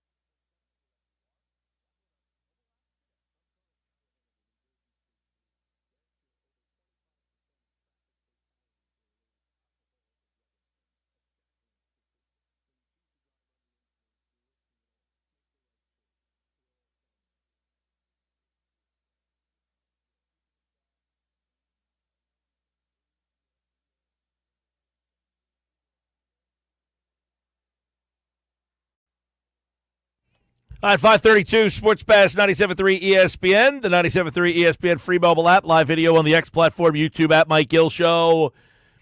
When you look at certain things in sports,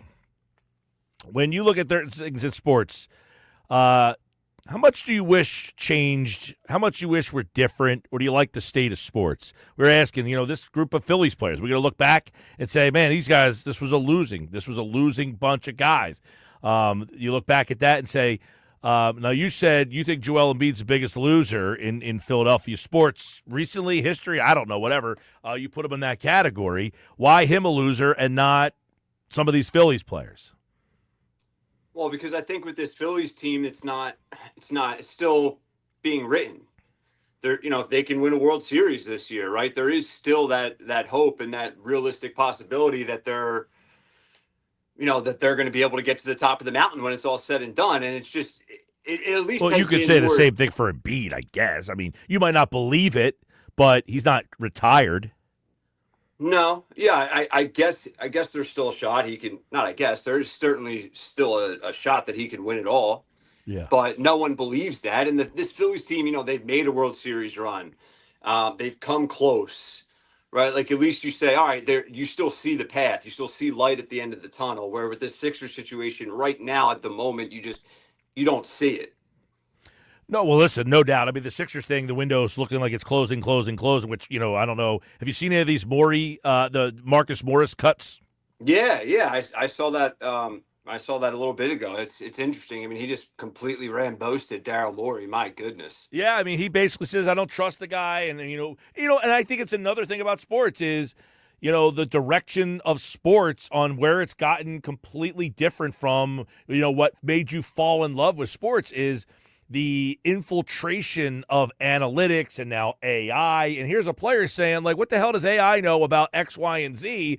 And this player is saying, like, listen, you're listening to a computer over watching how guys mesh and gel and if they like playing with each other and gaining some cohesion, and that's out the window. But if he shoots 37% on the computer sheet and the other guy shoots 35%, you're taking the guy who shoots 37% because the spreadsheet says 37 is better than 35, but maybe 35 fits in better than the guy who's 37. Yes. I mean, that's true, but analytics do play an important role in all of this. And we've talked about this for years, even before the insertion of artificial intelligence, right? We've talked about, analytics have taken over and they're the ones that put together lineups in Major League Baseball, right? Like everything has shifted too far to the other side of things. But, I think it's a little bit idiotic for people to start bashing AI and artificial intelligence when they don't even know what they're talking about. Marcus Morris has no idea what he's talking about, respectively. Me and you, respectively, have no idea what we're talking about when it comes to artificial intelligence and how these teams and how Daryl Morey and NBA teams are utilizing that new asset, right? So let's not just assume they're just typing in how to put together the Sixers. And they're not doing that, okay? I agree with you there, but my point on this has been sports is supposed to be about competition, me versus you, not me and my computer versus you and your computer. So I get it. If you have the ability to use the tool, then sure, use it. But that is not the spirit of competition and sports. Sports is me, I am better than you at something. And me as an executive, I can put the team together with what I know better than you can with what you know. I think that's still the case, though. Right now, once again, you're assuming that AI is doing the job of Daryl Morey. I'm not saying he's doing the job. I'm not saying he's doing the job, but if AI or if Daryl Morey is getting any influence outside of another human being, then you've lost the spirit of competitiveness. But it's still, the field is still balanced. If me and you are executives of two different teams and we both have this AI tool, okay, you're right. Who's going to utilize it better? You're right that it's balanced. But again, you are getting information from a non-human source to help somebody make a decision. And that's not the spirit of what competition is supposed to be about. Yeah, I don't know how I take that because I don't know if that's the case. Like, I think once again we're taking a big leap with that. Like Marcus Morris is taking a big leap with that. I don't know that that's true. But what I think Marcus Morris said, a lot of it rings. It hits you pretty good. Where he's like, you can't put 10 new guys on a roster every year and think that you're going to gain any cohesion. Just because those 10 guys' numbers are better than the 10 guys they replaced, you just keep changing 10 guys every year. You're never getting the chance to play next to each other. And, hey, maybe I fit in better with Joel, but the spreadsheet said get rid of this guy. Yeah. No, I mean, that statement I wholeheartedly agree with. And if AI ends up being to blame for that, then, yeah, okay, we're on to something, because that's been the 76ers, one of their main issues outside of Joel Embiid has been the constant turnover. Yeah, the revolving door of players, coaches, and front office members. It's been an absolute joke. Yeah, again, I'm not saying if it's available to you, sure, use it. But my point is, I think that the competitor in me says, I don't want this computer helping me versus you. If Ryan Rothstein's building a team and Mike Gill's building a team, I want you to go find the best players you can and me go find the best players I can, not whatever the best players the computer spits out to you. I mean, that's like the guy in the fantasy football league that says, has anybody drafted so-and-so yet? You're like, dude, shut up. Like, but maybe that guy did not know that guy was still on the board, and you just yelled it out. And it's like, well, you just helped me out. No. Yeah. It's me against you, not this guy giving you information. Yeah. No, that's a fair point. I agree with you. I agree with you on that. And it's like, look at the best teams in the NBA right now. Like, why is Boston the perennial favorite to win the championship again? Those guys have been playing together for years. Like Oklahoma City, those guys have been growing up together and building cohesion and playing together and becoming best friends off the floor. They are an elite powerhouse because of that. Cleveland has built cohesion. They are an elite powerhouse because of that, right? Like, none of that is an accident. Like, Kevin Durant can't keep skipping teams and expecting to fall into a championship again, because that's not how it works. All right, I want to quickly go to something, because I was at spring training and I saw it in action. All right? Yeah. The automated ball strike system, okay? Okay. So Major League Baseball released its findings on the automated ball strike system. There were 288 spring training games, 4 challenges per game. The overturn percentage was a little over 50%, and it added 13 seconds to the game. I was at the game a couple times when the challenge happened, and you basically heard the umpire say, call has been challenged. They put it up on the screen, they show it, and he would call it out. It was seamless. So this is where having information or something to fix it is beneficial to everybody in this situation. Being at the spring training games, I can't understand how baseball would not easily implement this immediately. It seems like a no-brainer. What are they waiting for? I'm with you. I don't disagree with any of it. This is this is a home run, pun intended. Yep, absolutely. Just saying, the fact that this just came out and I saw it, and I'm like, and I remember now I was at 2 games, saw it being used, seamless, easy. Baseball put this thing in automatically, get it going. Yeah, like what are they afraid of? It extending the game? And what the stat you just said, it only adds an average of 13 seconds to these games. Like, baseball. 13 seconds was what it was. Yeah, baseball's a long sport. Baseball, it's a long, boring sport, and that's what makes it beautiful, right? So, like, the front office and the league executives can't be afraid to implement something based off of that. Yes, right? Yeah, absolutely. Like, the fact that it could be done so easily. I don't know what baseball could say after watching these spring training games. What they could say to say we still need more testing. Yeah, is it just they don't have the computer system is not fully there yet? Like, the technology isn't there where they don't fully trust it to implement it in every game, at every park. Maybe that's it. I don't know. They don't have the staffing. I'm not sure. Maybe it's something on the back end like that. But, yeah, they said at the end of next season, they should implement it tomorrow. Absolutely. And at worst case scenario, it's okay, can't do it tomorrow. We'll have it in place by the All-Star break. Because, you had these in single A spring training ballparks, and you were able to get it done. Think about that, right?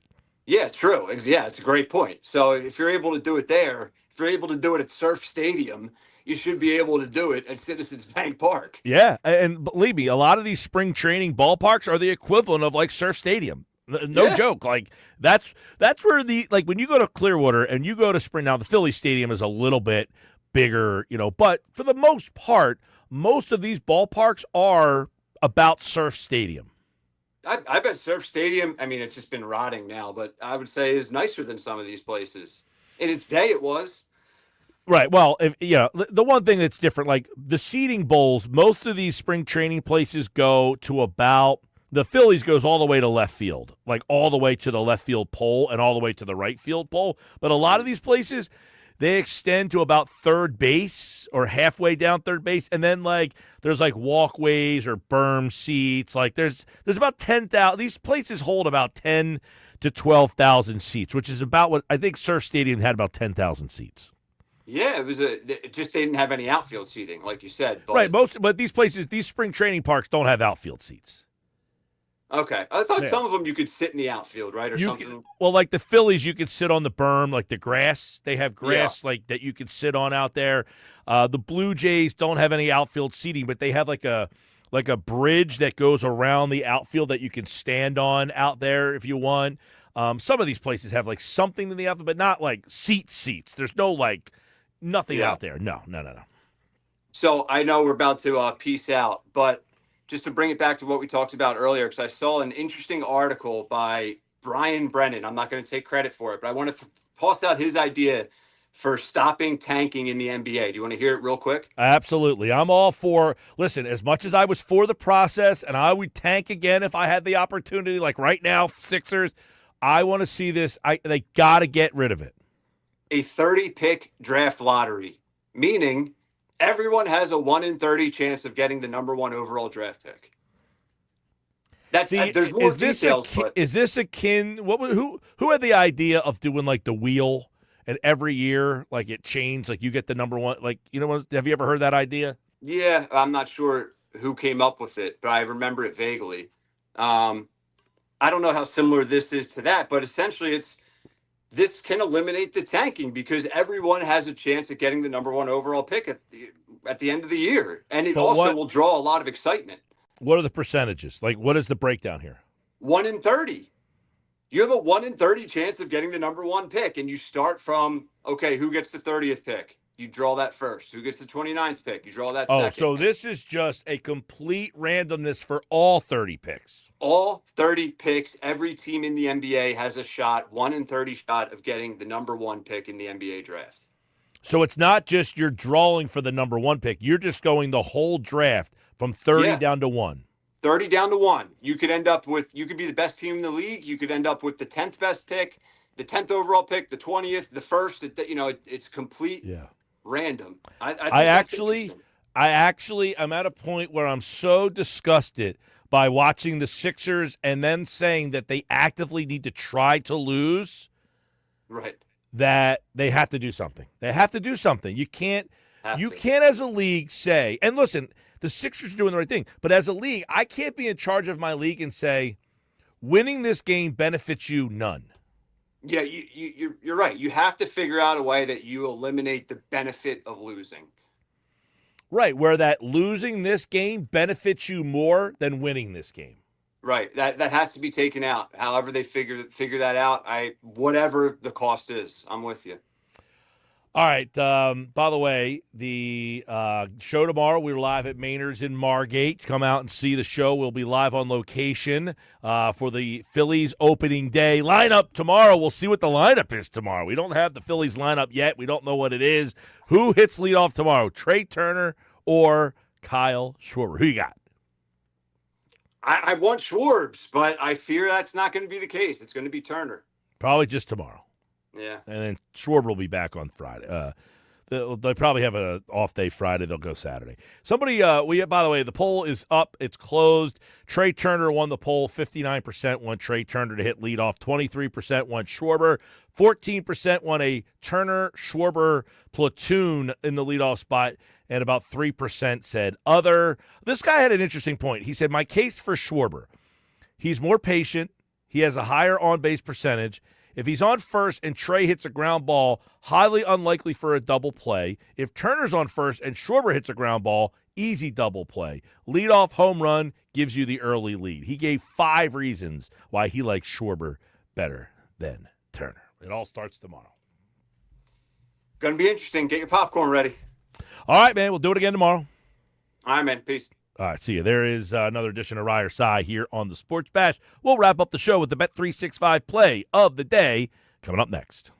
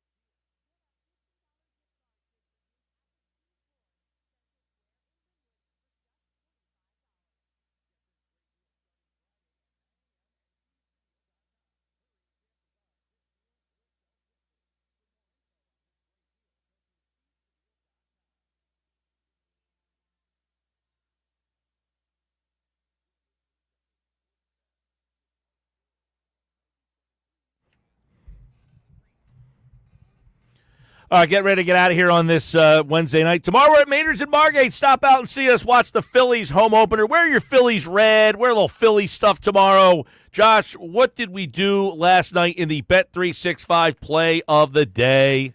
Mike, your picks went 2-1. Pistons crushed the Spurs. OKC ran away from the Kings, but the Rockets couldn't cover against the Hawks. So now you are 133, 88-1. 133, 88-1. That's a lot of money for all the listeners out there that are playing the Bet365 plays of the day. I got two more winners for you tonight.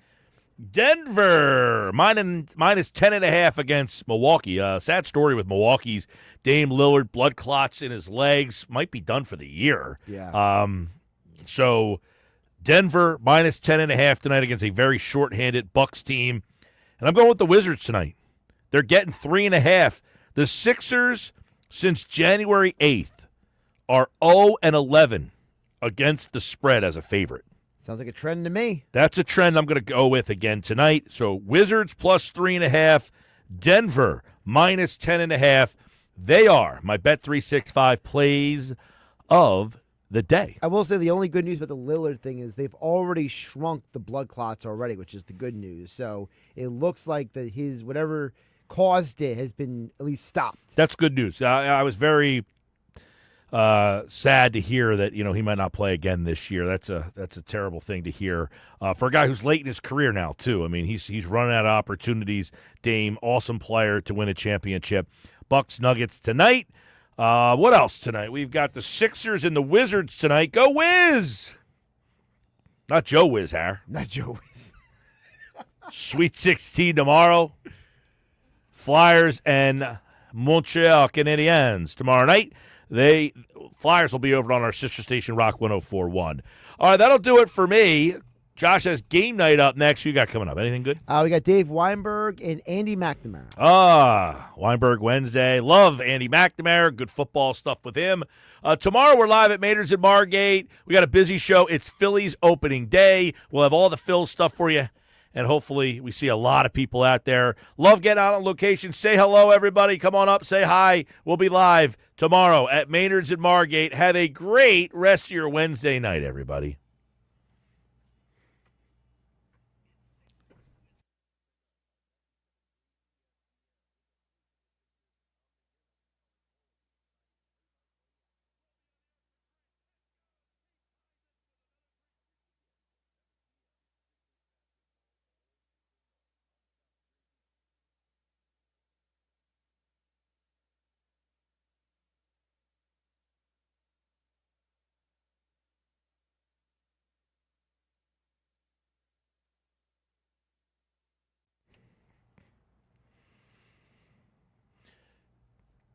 Hey, everybody, it's Mike Gill from the Sports Bash. Don't forget.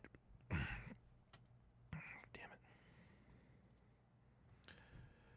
Hey, it's Mike Gill from the Sports Bash. Coming up on Thursday's show, we are live at Maynard's in Margate for our Phillies opening day watch party. It's the Phillies and the Nationals opening day. Stop out to Maynard's, 9306 Amherst Avenue in Margate to come cheer on the Phils.